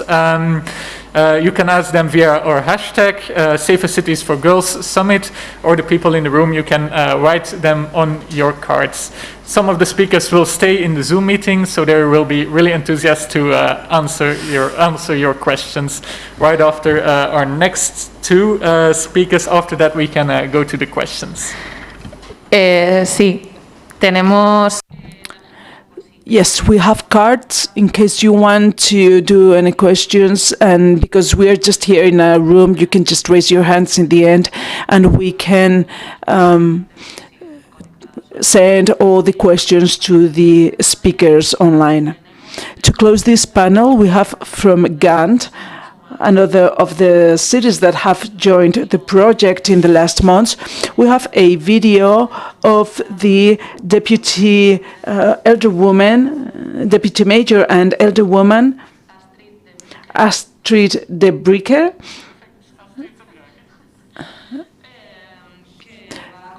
She is going to share the work that they've been doing in this town and the goals that they have established to fight the street harassment, together with Plan International in Belgium, and a representative from this council, Sabien Blondel, will also be with us to respond if there are any questions. You can start the video. Astrid de Breker. I am a deputy mayor in Ghent. In the city of Ghent, we take the battle against discrimination very seriously. In 2020, we launched an anti-discrimination and anti-racism plan, containing 32 actions in 7 different fields, such as nightlife, employment, housing, hate crime, and education. If we want to beat discrimination and unwanted behavior, we need everybody to engage. We need a broad coalition of allies. Research shows that bystanders can be defining in shifting the culture of inappropriate behavior. That is why we decided to start with active bystander training on multiple levels, to engage all possible allies in society, to make clear that offensive and inappropriate behavior is no longer tolerated. Bystanders can take up an active role in supporting victims and in addressing perpetrators. Their intervention can be very meaningful in a situation of conflict. However, many bystanders who witness inappropriate behavior often find it difficult to intervene. That is why we offer free, active bystander training, in which we learn people different options to react. We started these trainings in 2021. They will continue the upcoming years, free of charge and accessible to everyone: citizens, civil servants of our local administration, youth organizations, sports teams, football stewards, teachers, school personnel, hospitals, and so on. A customized training for bar and dance hall personnel was developed by our Safety and Prevention Service. Those trainings have started recently, including conflict management and information on discrimination in a broader view. Every bar and every club that participated will receive campaign material to encourage people to address bartenders when something is wrong. We are convinced that by training people all over our city to be active bystanders, we will bring about real cultural change. In 2020, as a part of our anti-discrimination policy, the City of Ghent contacted Plan International Belgium to engage in the Safer Cities project, which can offer us an international vision on this phenomenon. We are currently in the last phase of our cities project. We are looking forward to our very own Safer Cities report and its recommendations, which will be an important part of our city's strategy against sexual harassment. Actually, this video is being recorded just a few days after a meeting that our mayor, Mr. Matthias de Klerk, and I had with our Ghent Champions of Change. These youngsters are very inspiring. We truly admire their strong engagement in this project.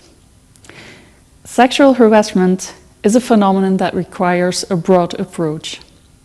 There is not one city service or organization that can tackle this harassment by itself. That is why the City of Ghent decided to set up a task force sexual harassment. The first meeting is planned for December of this year. Our task force will address to the recommendations in the Safer Cities report on 3 levels: prevention, curation, and enforcement. It will represent city services, the Ghent Police Department, nightlife organizations, organizations specialized in sexual harassment, and any organization that can be our ally in this purpose.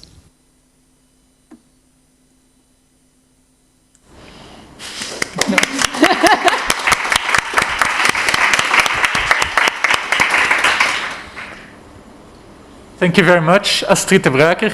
I think Ghent is really an example of how a cooperation between an NGO like Plan International and the city with so many departments can really actively create changes in the fight against sexual harassment.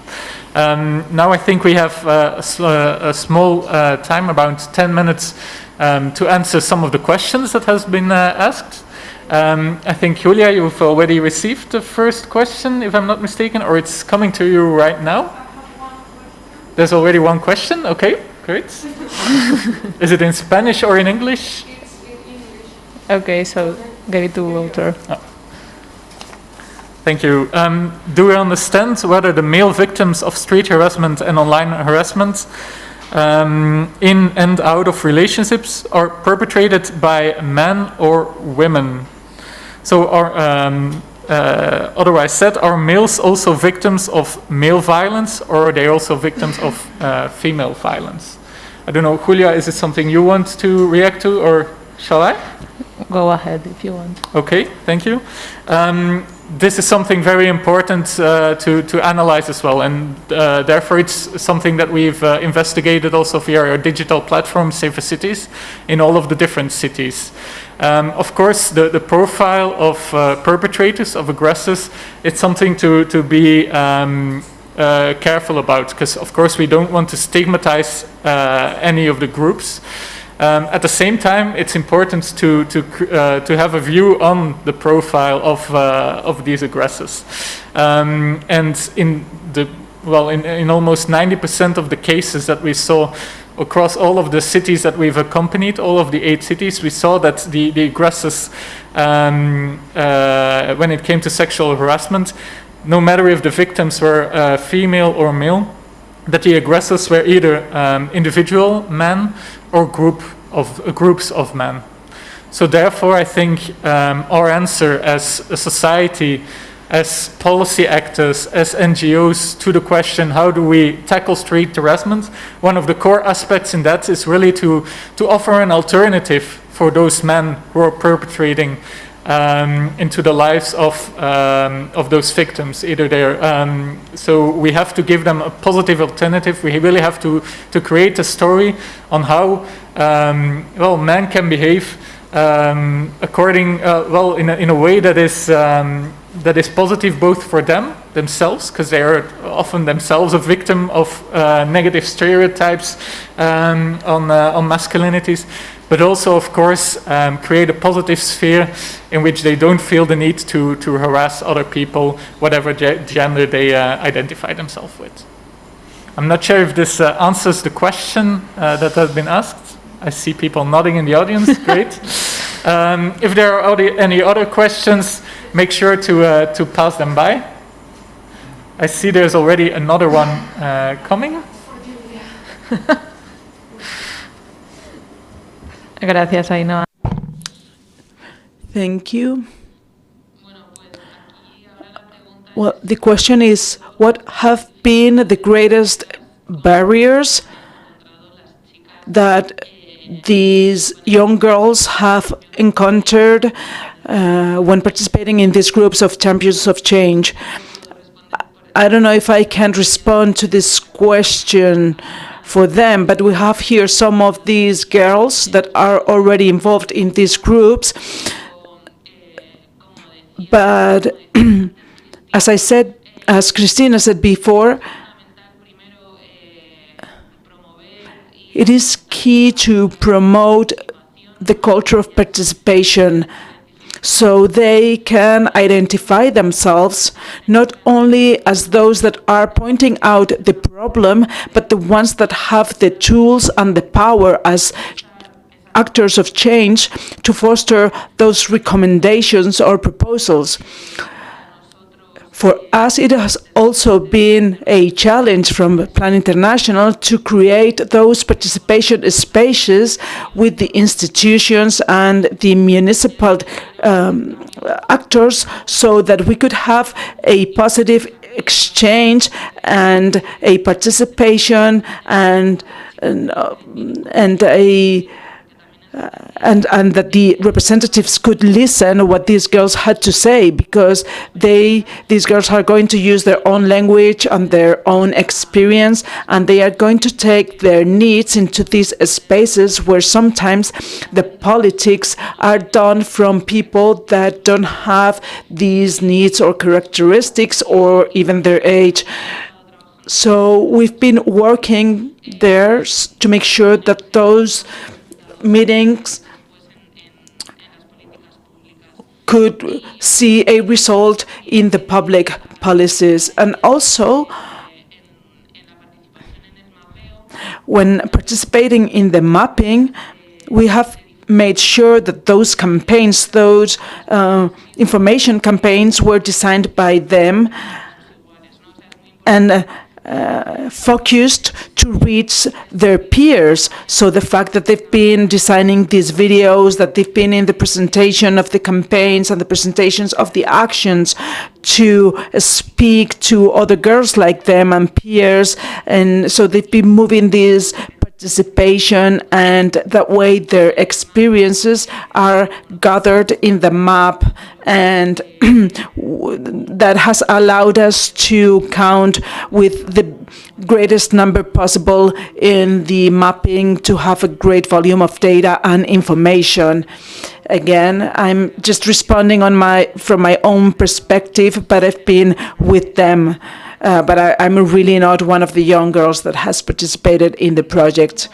And if we don't have any other questions, which it seems to me that no, let's start with another video that was done within the information campaign in Belgium. It is done by the deputy major of Ghent, and it's about how, as a society, they are seeing those episodes of street harassment, and it offers certain tips to react and not to look backwards when something like this happens. And then after that we'll start with the next round table.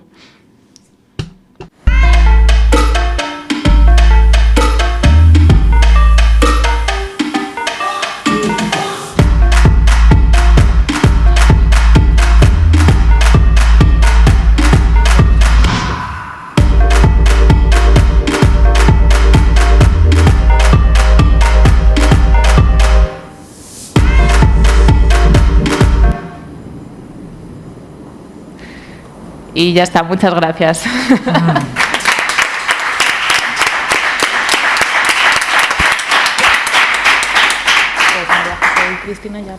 Thank you, Julia. Maybe just to give a little more context on this video, actually what you could see, the 4 dance moves throughout this video, were each very concrete tools, very concrete instructions for youngsters on how they can intervene as bystanders. Because we do know from research that the 2 main reasons why people don't intervene as a bystander, or because they don't know how to without escalating the situation, or that they are afraid of becoming the victim of the aggressor themselves. So those fear moves are really like a symbol of what you can do as a bystander, and we're really glad with this campaign because it reached over 1 million views, over 1 million people in Belgium, but also in other plan families, because this other parts of our plan family really widely distributed this video. Now for the next part of today. Just as a small introduction, what we really noticed in all the different cities we worked with is that to tackle sexual harassment, we really need a holistic approach. Just working together with a youth department or with an equal chances department isn't enough. When it came to the recommendations of the youngsters, they really went to all different departments in the city. It went to the public transport department, to the education departments, to the youth departments, to the way that we construct our cities. So every department, or so many different departments of each cities have to be involved.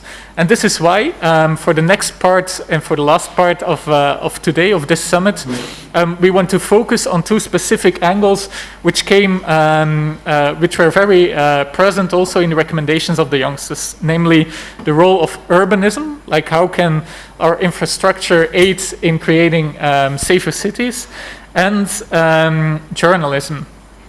How can we, with our media, how can they contribute to an atmosphere that is more that is creating gender equality? Julia? Sí, perdón que estamos haciendo el cambio. Thank you, and apologies, because we're just changing the glasses here for the water. So next, we're going to start our last round table, where we will have the vision of experts in the fields of city planning and journalism and communication with a gender perspective, because we consider that, as we have seen throughout the day, there are different fields to tackle the problem of street harassment and sex violence in public spaces, and it is necessary to design more inclusive public spaces so that women can exercise their right to enjoy the city in a safe manner. But of course, we need the media to come hand in hand with this task for raising awareness so that we can change the social tolerance that there is to confront this form of violence. So we have Josenia Herbas Higueras, architect and urbanist professor from the University of Alcalá, and also the journalist from Televisión Española, Carolina Pecha Román. Thank you so much for being here.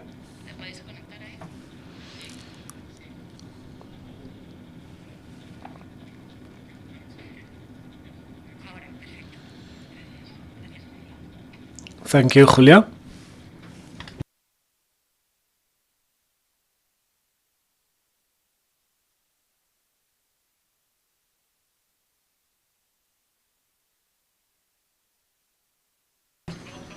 Y también queremos dar la bienvenida a algunos participantes que están online en esta mesa de urbanismo y periodismo.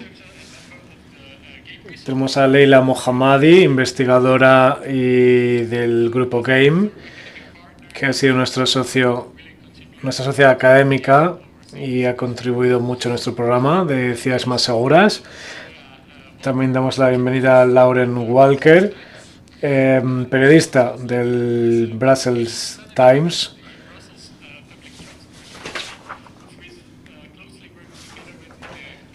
Y también tenemos una persona, a Tamara Elsing, de la empresa de transporte público de Bruselas, que también han colaborado mucho en nuestro proyecto. Gracias a todos por la participación.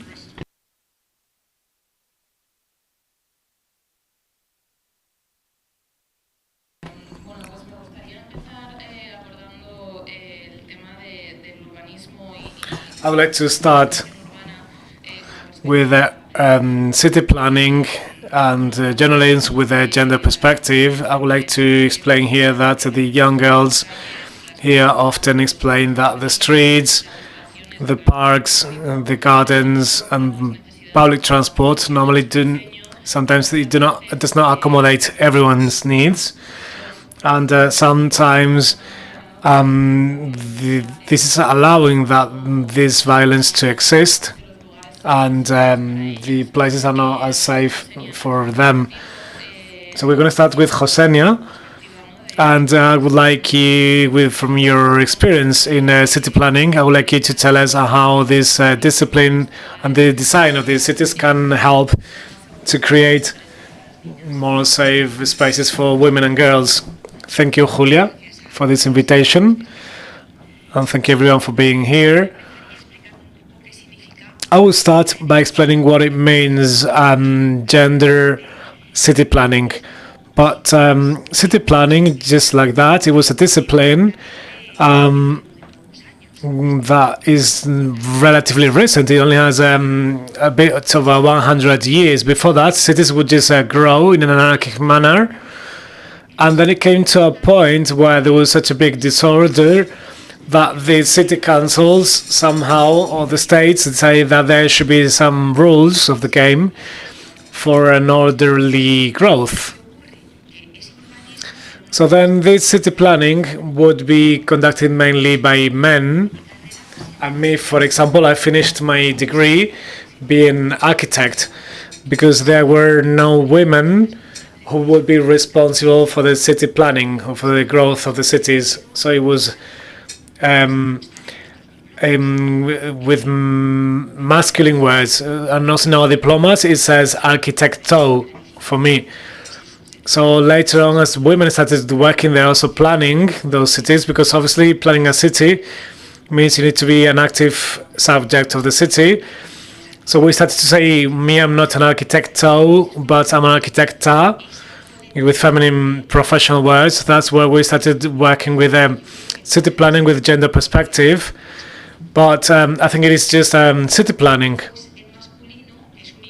But in Spanish language, when it finishes with O, then it's universal, and when it finishes with A, then it's specific and it's only for women. So, but if I am architecta, then I'm qualified to plan the territory and also to teach both girls and boys. Unfortunately, I never had city planning teachers. Women teachers, it was only men. Women were just part of art history or architectonic composition. So this is just the context. So what is gender city planning? Well, this is just a city planning for everyone. It's not just the average man taking a car to drive to work and planning cities with a big motorway so that they always get very quick to work.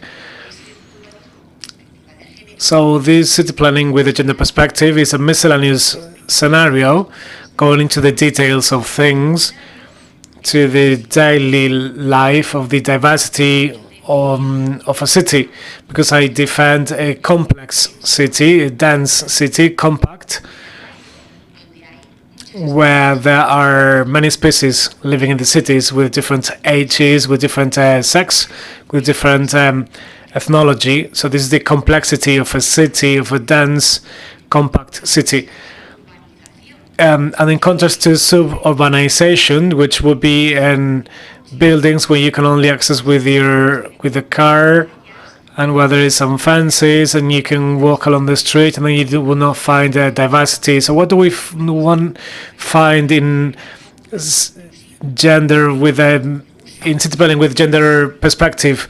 Well, here we find a blend of all type of activities and the space, 24 hours space for all women and men, because of obviously as women in all cities or in some cities, we have a space where we feel comfortable during a time in the day, but then later on there is a time which is not so specific, because in the catalog we've seen sometimes it's night or late in the night. So what would be the late in the night time framework? This is the time we'll have to specify, because if we can't specify that time, then we could eliminate the problem.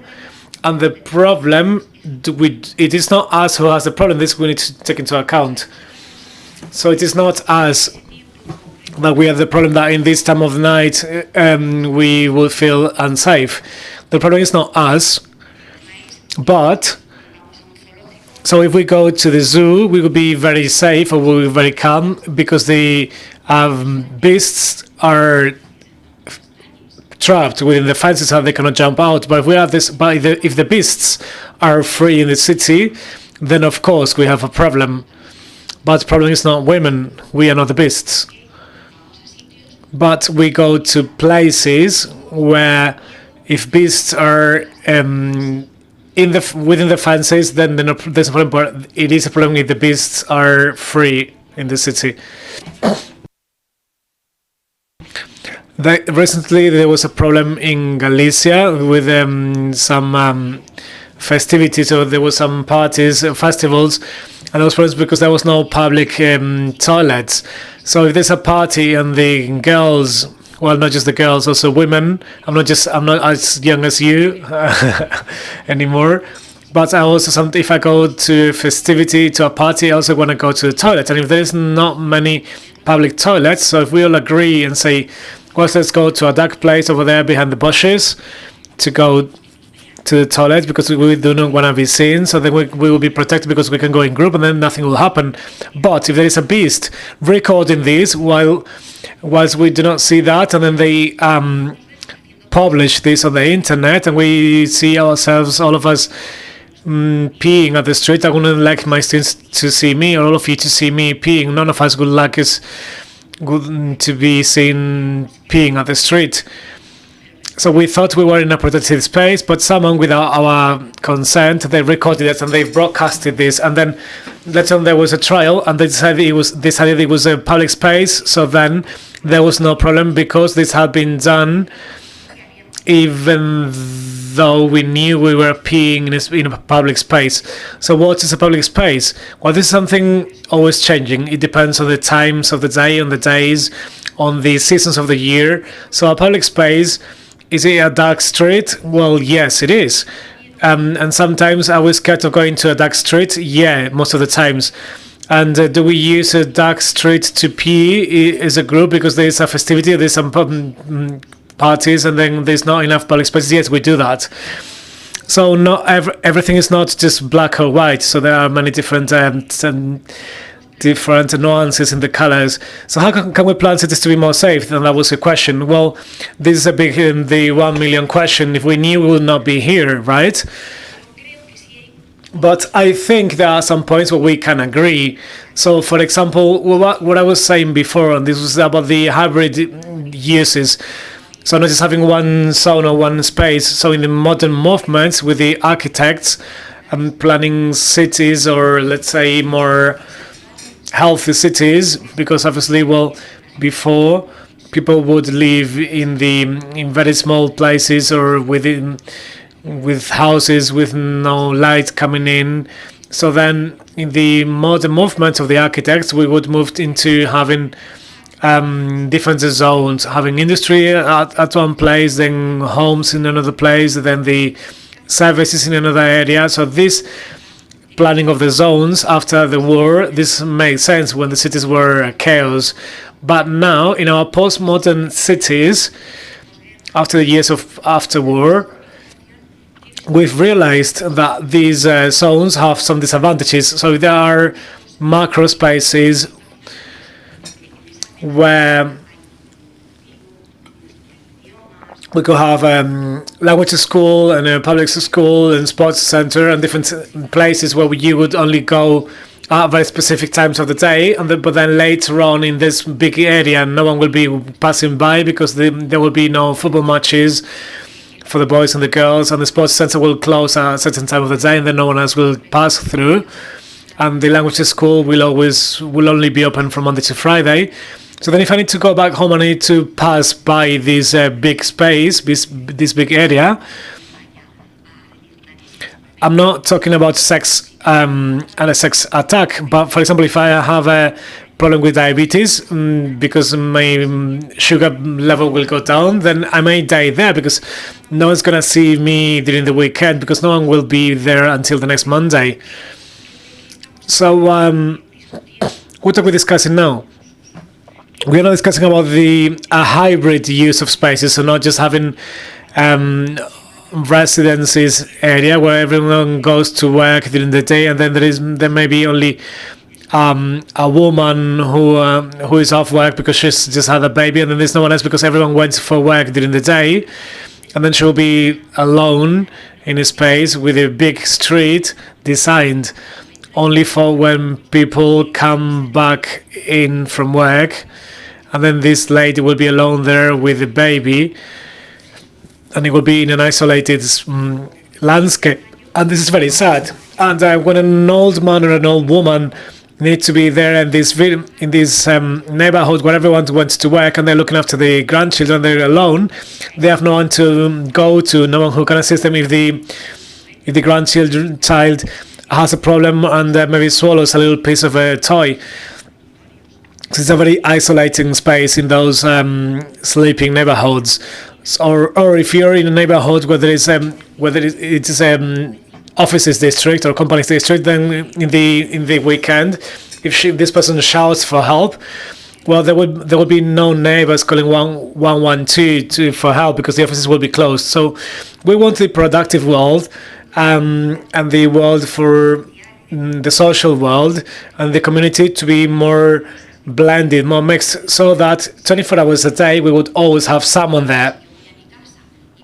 So if I go home and I see a chemist which is open 24 hours, or a police station, or some bars where there's people until 3 a.m., then I will feel very comfortable because I will know that I can always go from one point to this other point. So it will be either open 24 hours, such as the police station or a chemist, or the bars will may be open until late in the night. So if something happens, I can go there for help.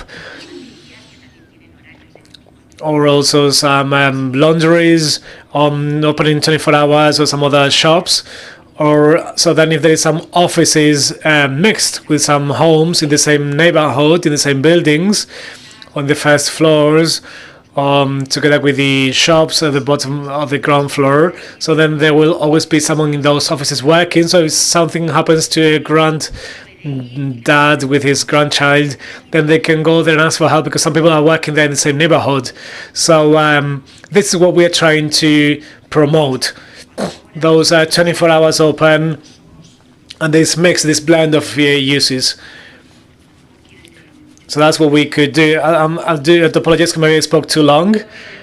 I think I extended my time. Well, yeah, but you gave us a very good perspective with a historic background and with very clear examples about city planning. And this is very good for us to understand something that we had already heard in the previous tables. So we need living cities where we have people who can exercise this control, and those should be aware of street harassment, having this network for those who may be experiencing some harassment. So thank you so much for your paper.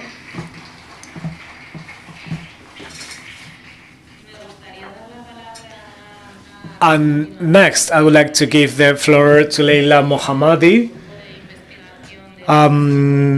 from the game group from the Universitat Oberta de Catalunya, from the Catalonian University. They were an academic partner for Safer Cities for Girls, because she can tell us about the urban planning, feminist urban planning with a gender perspective. And because not everyone knows what it is, because it is something that from a perspective of communication, this is not always being broadcasted, and this is not being made known to the bigger audience. So in this regard, Leila, I don't know if she's connected, she's going to tell us about the research for the university. At the university, she's going to tell us what is communicated and what we know about feminist urban city planning with a gender perspective. So Leila, thank you. Thank you, Julia. Thank you for the invitation. It's a pleasure being here to share about this important topic. So if you let me, I share the screen.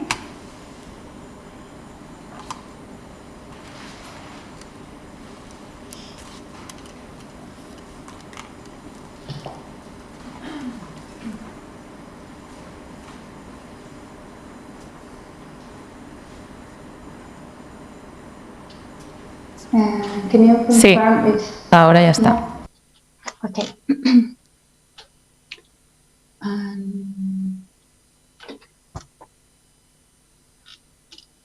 So you can see now. So we are going to see here an academic approach to feminist urbanism, which tries to reflect the presence of this concept, this important concept on social networks, and explain the narrative discourse of feminist urbanism in social networks.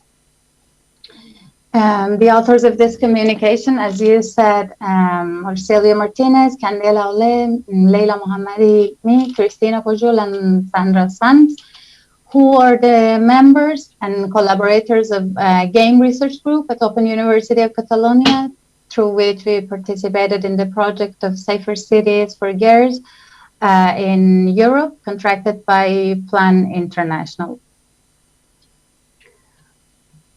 Well, regarding the theoretical framework of this topic, from one side, we have the increasing visibility and scope that the feminist movement is acquiring, which allows us to speak of specific approaches that are related, for example, to the design and development of cities, So this raises the concept of feminist urbanism, or the incorporation into this area from gender perspective, which means making the city a human right for all.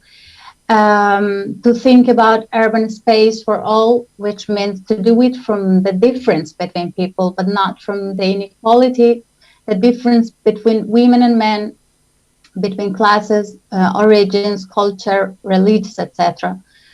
Placing in equal condition all the demands without excluding the experiences of people and without taking any decision by ourselves. Consider this experience as the fundamental source for urban planning decisions.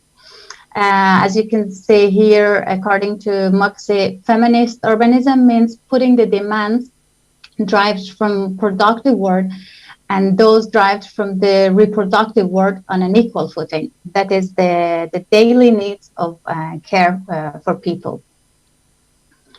Feminist urbanism gives a vision that implies changes towards a designing of more inclusive spaces and solving problems that have become even more evident in the context of the pandemic. For example, mobility limitations have highlighted the need to improve aspects such as transport or security, among the others.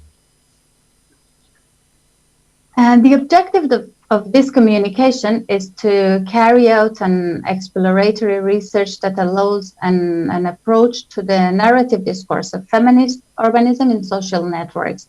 To do this, we carry out a quantitative and descriptive analysis of the published entries that use keywords or tags such as hashtag feminist urbanism or hashtag feminist cities. We are interested to reflecting the approach, the problems on which those discourses are focused, arguments or counter-arguments, the proposed solution, and the main actors who participate in these communications. And the method applied is quantitative and descriptive analysis of the posts published on Twitter, since Twitter is an open system channel for public debate on internet, where the journalists are more active comparing to the other social networks. And the sample established through the research of the keywords or tags, as we said before, about feminist urbanism or feminist cities. So talking about the results, we found actors related to women's associations, some of them specialized in addressing public space with a gender perspective. Also, we found professionals or activists who were publishing about this concept. And the topics covered by these publications are security, works, transport and mobility, ecology, governance, economy, public or private space, violence and street harassment, buildings, home, accessibility, diversity, education, educational spaces, events, communities, neighborhoods, care and specific solution during the pandemic and also post-COVID. However, what is curious is these approaches are basically focused on initiatives, conferences or meetings, studies or reflections published with no argument or debate around it. There is no discussion, no retweets, and there are very few responses and interaction recorded on each publication. So, we could say that there is possibility of spreading this concept that is not benefiting right now, because there is a shortage of argumentative threads and reflections are usually limited to quotes from external events or publications.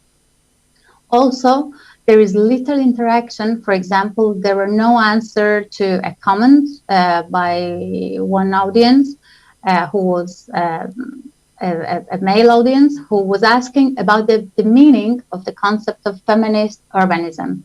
And there were no answer to this comment, which is very simple to answer, and taking advantage of answering this comment can help a lot in this concept. And finally, there is a limitation of approaches and the discourse that doesn't benefit from narrative possibilities offered by the platform, which for being a direct channel between the citizens and organizations, institutions and government, has a high potential to contribute to raise the awareness about feminist urbanism. Well, here we have the references, and thank you very much.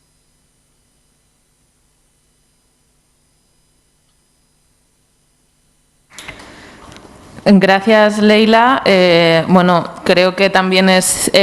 Thank you, Leila. I think it's significant that in a pandemia or in post-pandemia moment where we thought about how designing our city should be, and that the cities in that moment were not being considered as a key role in this topic, and there wasn't any interaction, and we haven't seen that this has been addressed anywhere or in Twitter. So it is true. About urbanism and gender equality, it's of course very important to think about in what ways youngsters and especially girls are moving around the city. So therefore a good approach on gender equality within public transport is of course crucial. Therefore we're really happy to welcome today Tamara Elsing, who is representative for STIP, the Regional Brussels Public Transport Organization. Welcome, Tamara. Hello, can you hear me? We can hear you, perfect, and we can see you now as well, perfect. Perfect. Okay, will you show my slides, or will I show them myself? You can share your slides. Okay, let's leave share screen. There we go. And then I need to make it bigger and like this. Come on. Yeah. You can see it now, right? Yep. So yeah, so I just want to recall the Sorry, Leila, can someone mute her? One moment, we're looking into what's going on. Leila still has her microphone on.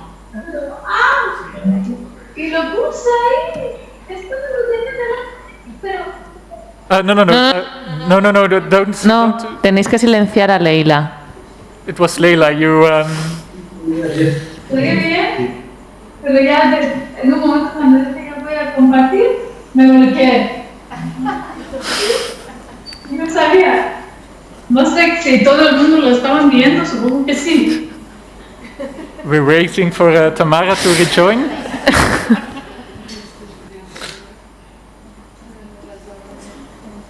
Ahora creo. Now, Tamara, are you there? Tamara accidentally got kicked, but she'll be right back with us.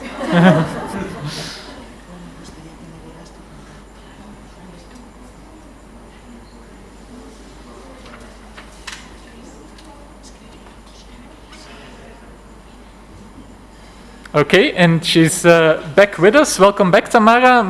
Apologize for having you kicked off. I really apologize for that. Can you maybe reshare your screen, please?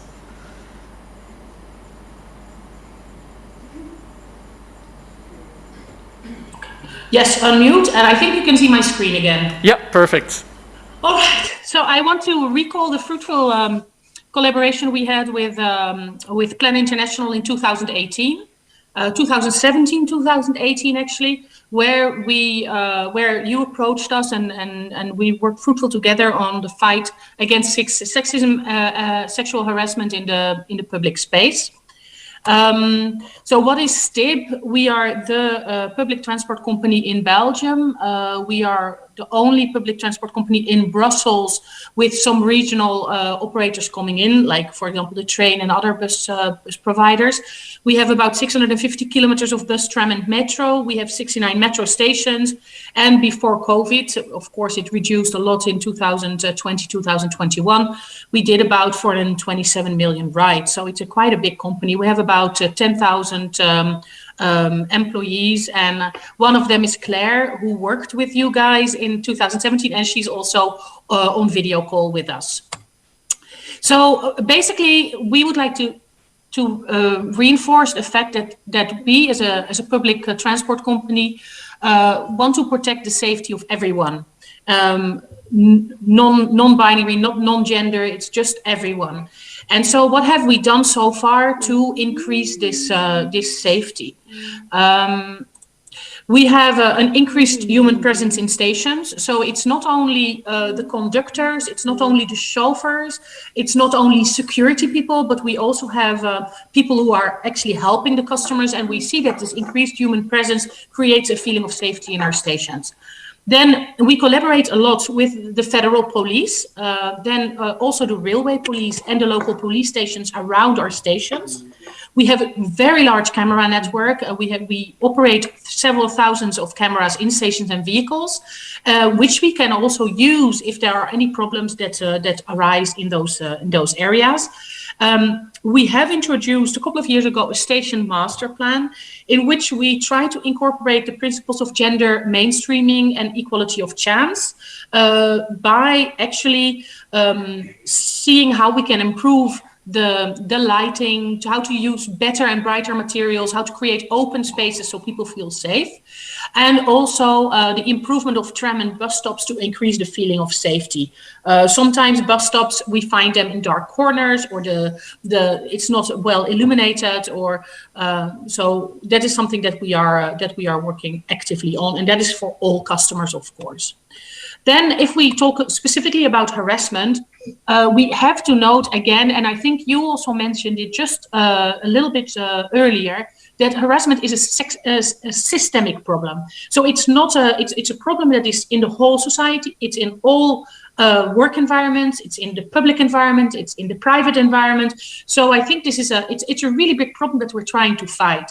And of course, if we try to fight harassment in public spaces, we really need this collaboration with everything that goes on around public transport. Because even if public transport is super safe, once people get on the street, this still impacts their feeling of safety. So it's really a transversal way of working together on this.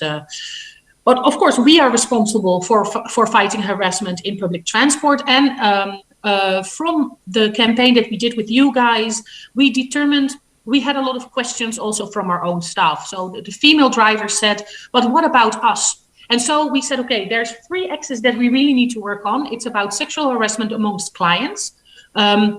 So what are clients and travelers doing on our public transport? But there's also sexism in the workspace. So what are we going to do about that? And also there can be sexual harassment between clients and staff, or between staff and clients sometimes. So in 2017 we had a launch of a campaign that's called Touche pas à ma pote. That means don't touch my friend.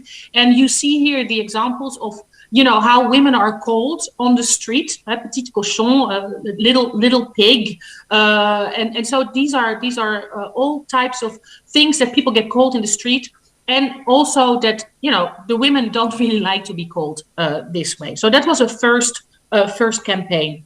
Then we set up the campaign with Plan International, where the girls took over. So we had a young girl of 15, and you can watch a YouTube video, who became CEO for a day in 2018.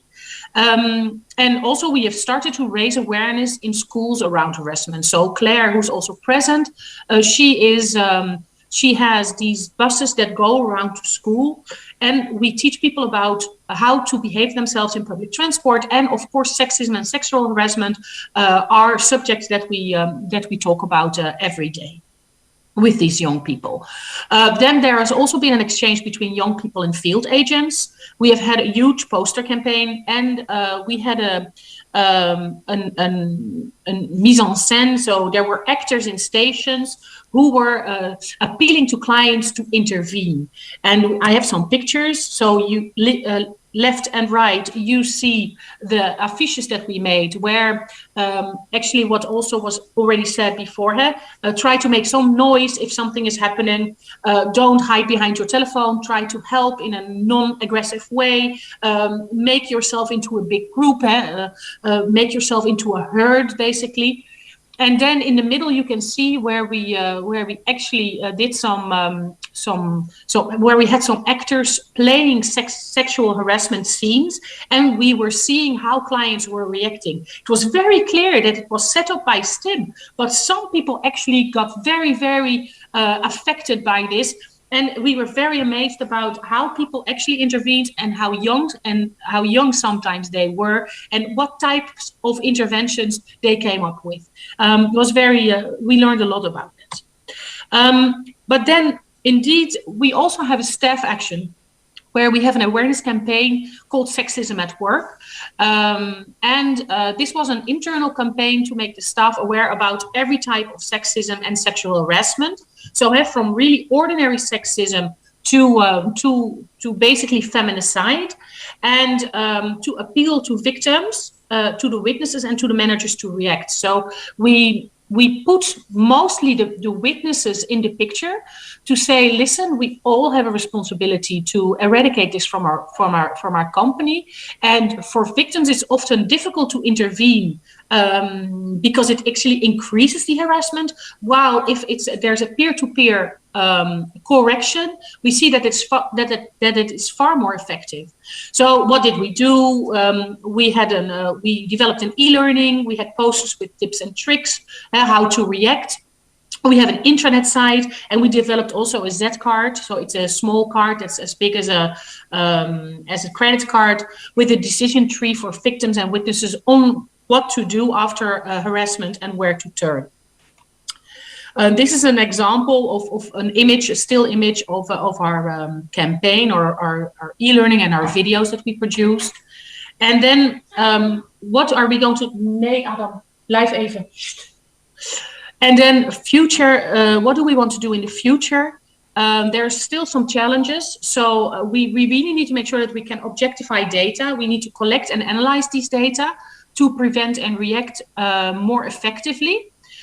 We are also developing a training for field agents. The City of Brussels has a really great project where they are teaching police officers, peace officers, park officers about sexual harassment.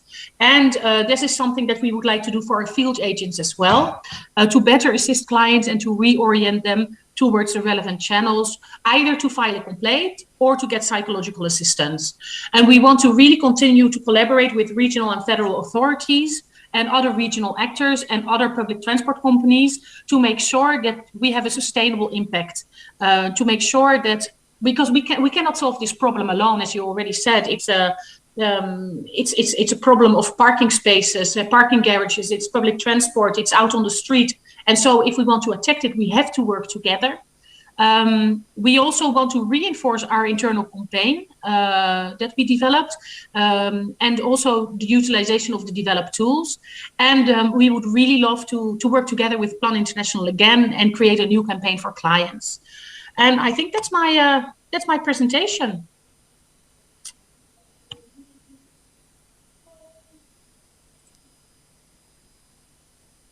Thank you very much, Tamara, and also Claire, who's also in the Zoom call with you. Thank you for the very clear inspiration, and well, maybe the biggest thank you for being such an example, I think, on how you as a public transport organization can really take the lead on fighting sexual harassment within the city. And I think, speaking for Plan International Belgium, we really look forward to working with you again for this campaign in the future. Thank you very much, Tamara and Claire. You're welcome. To go on with the topics that Tamara mentioned in her talk about the campaigns that have been developed in the public transportation company in Brussels, we have here with us Carolina Pecha-Roman. She's a journalist and gender editor in the public Spanish television, and I would like to ask her to explain us how the way of informating or of the way of communicating these topics has changed in the media, and the role of media to raise awareness and change mentalities in this sense. So thank you very much for inviting me today. It's a pleasure to be here to talking about this topic. And as according to what Tamara said before, it's a systemic issue, and confronting a systemic problem. To do this, we have to go to the structure. So you've talked about physical spaces, and I'm going to talk about symbolic spaces, which is also very important. And in this sense is where we have certain responsibility, or a great responsibility, the media, because in these physical spaces there are certain behaviors, and these behaviors can be accepted socially, or they can be normalized and even legitimized, which is what it's been done up to now. So in this case, for example, the media, the TV, we have a lot to say at this regard. Now we also have the social networks, and some of them specifically are used by young people, like TikTok, Instagram, and so on. So I'm going to talk about the traditional media, especially the television, not only in news reports, but also this has to be related to movies, fiction, entertainment, so on and so forth. Sometimes we just focused on the news, but the news can do a lot of work, but if it is not transversal to every single thing, the message that we're sending is contradictory. So up to now, what have we done? It's changed. It's changing, but what has happened?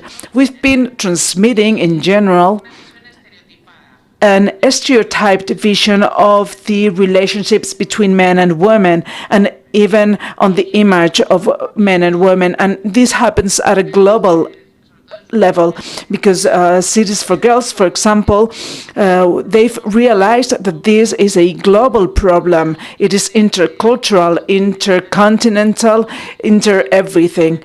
It's a planetary issue. So in this stereotyping, women are observed, they receive, they are passive, and that role makes them to have make them to want to please others.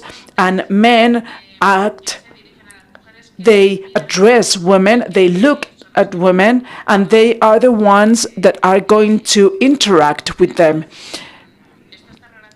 This is also related to a sexualization of women, that it is still present in the media. Women in the media, we are still people that are observed. We are observed, observable objects, beautiful objects, and men are still presented as these persons that are acting constantly. They are objects, the women are objects, but men are have a role like men equal sexual pulsion. These are with the idea that they can't control this. If you're a real man, you have to have this constant sexual hunger, and obviously it is not like that in any side. So what we have to do is to finish with these stereotypes, and to start a new a new ideal for men and women. A while back, this was mentioned, we need new male references because, as you said before, this is not a problem that we women have. It is a problem that the society has and that we women suffer. But the focus is still put on the responsibility of women. She was going by this way alone. She was going alone at night. She drank.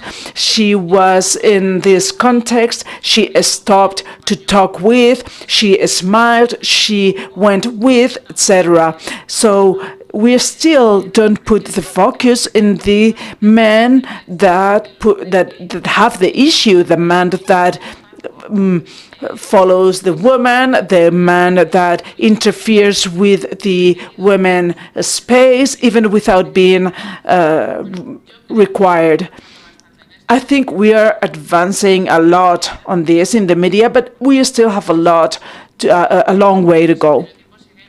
The stereotypes are still very present in movies, in series, in entertainment programs. Not so much on the news, but on the news we are still putting focus on the responsibility of women to avoid these situations and not on the responsibility of men to not provoke these situations. So what can we do on this? First of all, the media need to be conscious of this responsibility. So I represent a public media that has named me as an equality editor together with a colleague, and this is a first step because our role is to detect these issues and to try to change the dynamics within the media and to build a new way of informing that is inclusive, feminist, and where women are seen and their needs, where women have a voice, and where all these biases are eradicated. That is already an advance. So what we have to do is to avoid the normalization of this sexualization with these beauty stereotypes, and even the way where we the way that we record all these things. So, for example, these red carpets where we get the bodies of women completely, and those images of the breasts of the women. This has to be eradicated totally. Also, the sexualization of relationships, that relationship that we are still seeing in many entertainment programs, where the man goes there and she has to thank that interaction. We have here people of all ages, and maybe the younger ones cannot remember it, but not long ago, these jokes about the physical aspect of women were very common. Now it's not so much, but we are still seeing a lot of reporters on TV that have a certain image that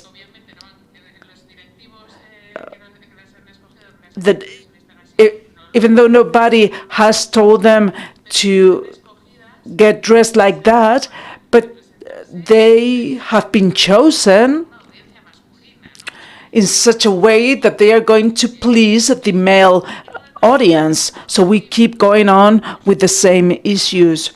And also, we shouldn't take slightly and normalize these behaviors, never also put the blame on the victims. Let's put the focus on the aggressors. This is valid for all type of violence, but especially for what we're talking about here today.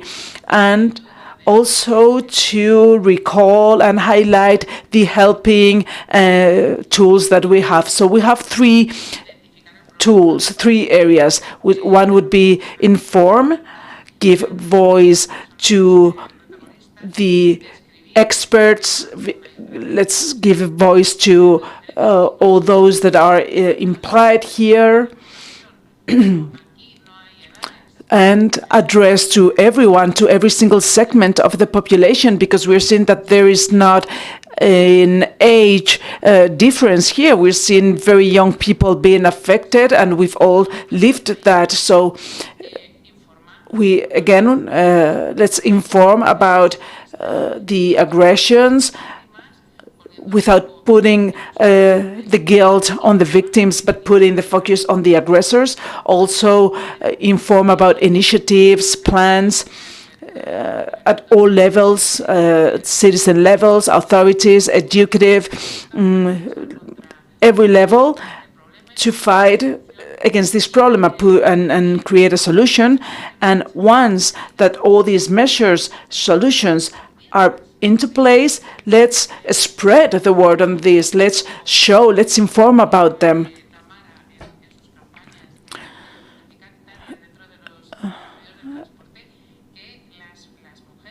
Let's inform so the girls that are in this situation can know how to act, and that the men around this situation know how to act. And I think that's the end of my time also, so the only thing I can do is just respond to your questions.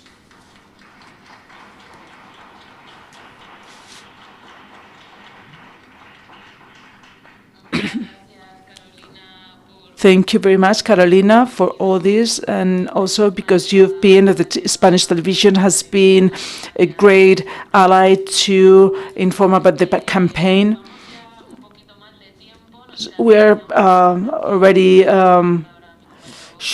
not very well on time. We still have one intervention, so. Much, Carolina, for your interesting insights. I'm wondering if our next speaker, Lauren Walker from the Brussels Time, if you would agree that with the statement that stereotypes are still too often confirmed and even reinforced in the Belgian media. What is your take, Lauren Walker? Yeah, I would definitely agree. I prepared a presentation as well, but I can discuss this a bit before. That's definitely something that came up during my conversations with multiple victims, that this is definitely still a problem. Maybe, is it okay if I share my presentation just so I'm not repeating? Yes, of course.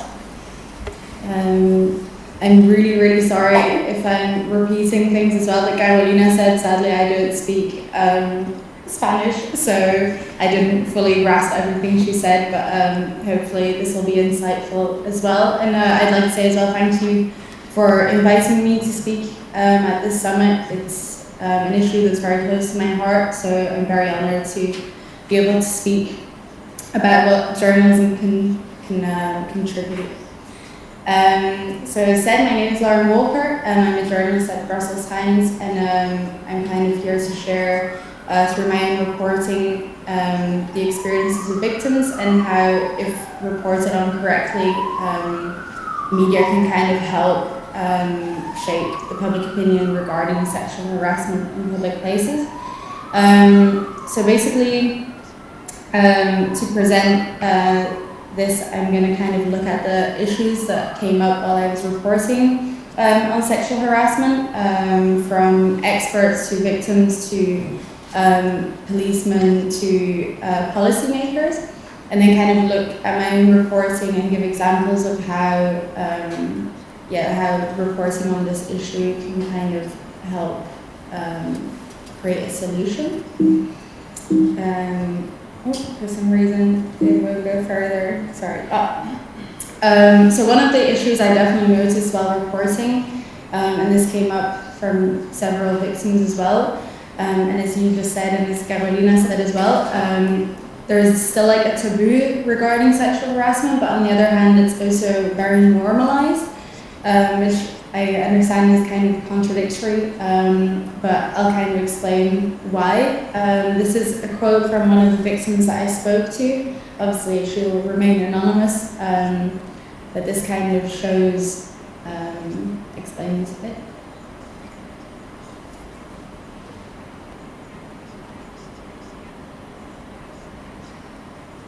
So to kind of go through the key issues regarding this, on the one hand, it's very much normalized by society. This goes from people saying things like boys will be boys to incidents such as girls being whistled at by men being seen as a compliment.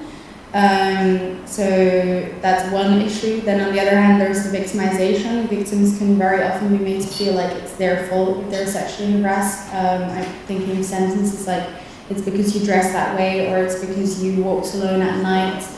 But then on the other hand, it is still very much a taboo subject, so it's very difficult for victims to feel like they can discuss these things, especially in group context, which can make victims feel like they're very alone in this and that not a lot of other people are suffering from this, which, as we know, is not the case. And finally, as the victim herself said, there's a fear of being shamed. This is slightly less relevant for sexual harassment in public, but there's also the fear of being threatened by the perpetrator if people do speak out, if victims speak out. So kind of considering these issues, these are two articles that I wrote that kind of link back to those aspects. So on the one hand, this was an article based actually on pan-international data regarding sexual harassment of young women and girls in cities in Belgium. So kind of to go back to the normalization and the taboo aspects, this article kind of aimed to show the bigger picture and that this is actually a very systemic issue that affects a lot of women, which in turn hopefully will feel victims, make victims feel like they can speak out about it and that they're not alone. Secondly, the article on the right looks at more centres being opened to help victims of sexual violence and harassment in Belgium. On the one hand, this sadly shows again that a lot of women are being affected by this, but it also shows that something is being done. And again, hopefully this shows to victims that they're not alone and that actually these cases are rising mostly because they are also being reported more often. So that's one aspect. Another aspect that I came across while reporting on this issue was that there are a lot of barriers for victims to reporting these incidents to the police, which in turn leads to underrepresented figures. This is a quote from an expert from the University of Brussels that I spoke to regarding this.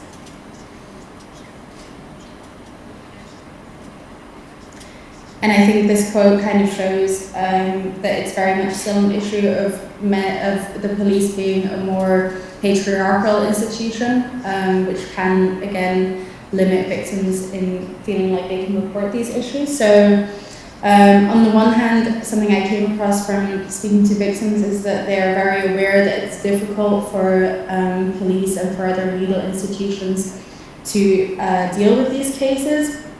Firstly, especially in public spaces, the perpetrator isn't always known, which makes it difficult to challenge these cases legally. It also means that many women don't consider reporting it as they don't really want to go through the traumatizing experience of reporting and retelling the facts and then for nothing to happen. Another victim I spoke to actually said, I get sexually harassed so often because the scale is so vast that I wouldn't get anything else done if I kept reporting this. Then if victims do report it, another issue is that the cases take a lot of time to deal with. And there's often not really a successful outcome. Also in this investigation, the burden often falls on victims to provide evidence, which again can be quite traumatizing for them. This then kind of creates a vicious cycle because the cases are being underreported. Several people have said that this then leads to the system, for example, police officers, but also policymakers, not seeing it as an issue because it's not reported on enough. This results in no action being taken, and because there's no solutions, the problem kind of continues. This is some of my reporting that kind of helps provide a solution in some way. The first two are campaigns that are being launched by the Brussels police. This hopes to kind of show victims that a solution is being worked on and that the police is actually on their side when it comes to sexual harassment, and that the police can be of help. It also kind of shows, and this I'll discuss later, that the police is trying to do something to educate their officers as well, to make victims feel like they can go to the police to report these issues. And then the last example, again, relates to the Centers for Victims of Sexual Violence and Harassment. Recently, a new one opened just outside of Antwerp City, that is. And that kind of shows that as well authorities are doing something and that they're recognizing that this is a systemic issue. Again, for example, the campaigns launched by STIB or by Plan International covering these as well shows victims that there are changes being made and that systems are in place to make them feel safer in public places. Then finally, another thing I stumbled upon while reporting on this issue is that education and training are very much the root of the problem, but also fundamental to the solution for this problem. This is a quote of another victim, and she said the following when asked what the solution would be.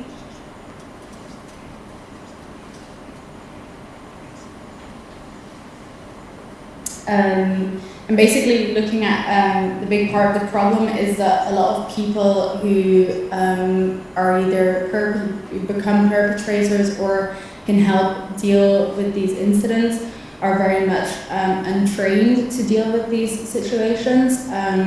For example, there's a lack of police training on sexual harassment and how to deal with victims, which again results in underreporting, as I mentioned earlier, because victims don't feel like they can approach the police. Further, there's an outdated judicial system. I can't speak for Spain, obviously, but in Belgium, many even police women and men said that even if it's dealt with, when it comes to trials, very often, for example, prosecutor generals don't really know how to use the sensitive language and how to deal with victims.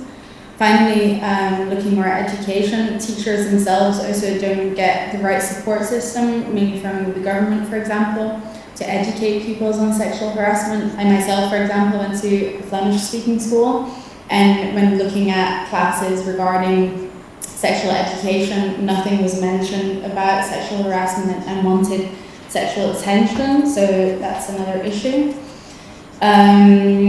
This also means that police officers, because they're not getting the right training, as I said, don't know how to treat victims, and it also means that pupils at school aren't being learned about appropriate behaviour in turn when they grow up, resulting in them not knowing that sexual harassment is incorrect. Obviously, a lot of people get taught by their parents, but schools play a big role in helping children understand that. So these are some articles that I wrote regarding the education solution. Again, on the left, there is an example of Brussels police officers being trained to deal with sexual assault victims. So this is something that was launched quite recently. And then the right-hand side is more generally to the public. This was launched by a non-profit organization, and they kind of made a list of situations that people could be in when they're witnessing sexual harassment and kind of the various steps that you can undertake to help victims as a bystander. Then finally, to kind of connect all the dots of these different aspects that I spoke about, I'm going to give an example of, as mentioned earlier as well, of the sexual harassment that's going on currently in Brussels and also in Ghent, bars and clubs. So I'm kind of going to do a step-by-step on the reporting about this. So firstly, the initial issue, just to kind of give a background to people who aren't aware of what's happened. Several testimonies came out on social media of girls and women saying that they had been drugged and then sexually harassed by an employee first at one bar in Brussels, and it turned out that he was reportedly then moved to another bar under the same management. This then resulted in a lot of women actually coming out and saying that they had also experienced this. Then secondly, accounts online, for example, one that I've been looking into is Balance Tombeur, an Instagram account, was created, and they basically compiled testimonies on an Instagram page, and they were just completely overwhelmed by numbers of women that have experienced sexual harassment in clubs, that were drugged, that were raped, and basically showed that clubs were doing very little about this. As part of the next step, several feminist collectives in Brussels kind of gathered, and they created this union for women against sexual harassment. They then also spoke to clubs to try and make improvements to make women feel more comfortable and more safe in their clubs. So again, reporting in this way shows that things are being done, and hopefully also encourages victims to speak out and to share their stories. And then finally, there's kind of an article about how they're fighting back in a more dramatic and more fundamental way, because the same union announced a boycotting of bars. They've also organised several rallies in Brussels, so again, really publicly raising awareness, and by reporting on this, obviously it helps further raise that awareness. So considering these aspects and these problems that I've looked at, there are some key recommendations that I would consider very important, both from authorities and policymakers and experts and police out, but also within media. So firstly, what can other people or organizations or authorities do to help journalists report on this issue? I think firstly, figures, although as everybody knows, the figures aren't always indicative of the actual problem, they can show the seriousness of the problem. And these are often not made easily available, especially by governments or public services. If they are made more available, this can help journalists get more clarity on the issues. It would also be good for policies around sexual harassment and protection of victims to be made more clear, and this would help journalists obviously report on them. Then secondly, it would be helpful if the people who are involved in this and involved in the solution against sexual harassment to communicate better with journalists and to pitch to the right journalists their campaigns, the solutions that they're working on. Because again, this helps spread awareness. Another thing that is useful is the publication of more guides on reporting on sexual harassment in a sensitive way, so obviously taking into account the victim's experiences. This is particularly helpful for journalists who haven't had first-hand experiences of sexual harassment, not only men, but just to make sure that it's done in a sensitive way.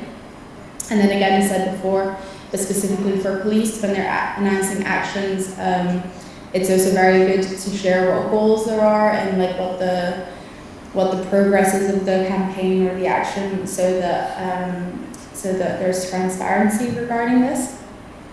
And then finally, some key recommendations for the media industry and reporters themselves. I think one of the key issues here is that there needs to be more female reporters, and these also need to be assigned to cover sexual harassment issues. Obviously, men need to be included in this dialogue, and they very much need to be a part of the solution. But I have noticed from speaking with victims that it's often easier to share stories with female reporters, firstly because they often have also experienced sexual harassment, but also because they kind of understand the issue more fundamentally. Secondly, it's important that journalists have the right training to contextualize the data regarding sexual harassment so they can really grasp the full extent of it. It's also very, very important to avoid sensationalizing when reporting on sexual harassment. There are some recent cases of Belgian newspapers who really went for the clickbait kind of aspect of reporting on this and really went for like rape in their headlines, which obviously if you're reading that as the victim who the story is about, this can be really, really traumatizing. Another point is that the victim's anxiety should always be considered when reporting. Often when someone wants to finally speak out, they're afraid of how the story will be received by the public. They might be afraid of the comment section. So one thing that you can do as a journalist is firstly maybe switch off comments on the website itself, and then also when sharing on social media, track the comments to ensure that no hateful or mean comments are being shared. And finally, it's also important for journalists to react to pitches regarding sexual harassment testimonies in the right way, because if they're too easily played down, it can make victims feel like they are being rejected, and that it doesn't matter what has happened to them. So that's my presentation.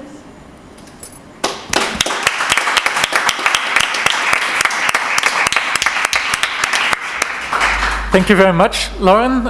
Again, really inspiring. I loved especially the slide where you showed the different articles that were made about the situation in Brussels, because they really show those examples how media can really be a very active partner in the fight against sexual harassment. So thank you very much for sharing this with us, Lauren. Maybe one more thing for the public, both live and digital. If you had any questions posted, we sadly won't have any time to answer those right now, but we'll make sure that those questions will arrive at the speakers at which they were targeted at. So you'll definitely get your response. And Julia? Pues muchísimas gracias a nuestras panelistas de esta mesa final, a todos los que habéis aguantado. So thank you so much to all the speakers for this participation in this event, either in our room in Sala Europa or through the streaming. I'm going to give the floor to Begoña Solorzano, who is the Director of the National Programs for Spain, who will close the session. So thank you everyone again for your participation.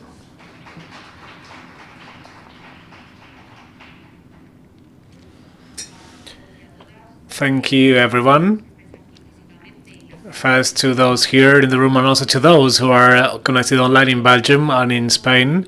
I would like to thank your interest in the project Safer Cities for Girls, and we hope that more cities will be able to join from both countries so that we can continue working in this field. Thank you.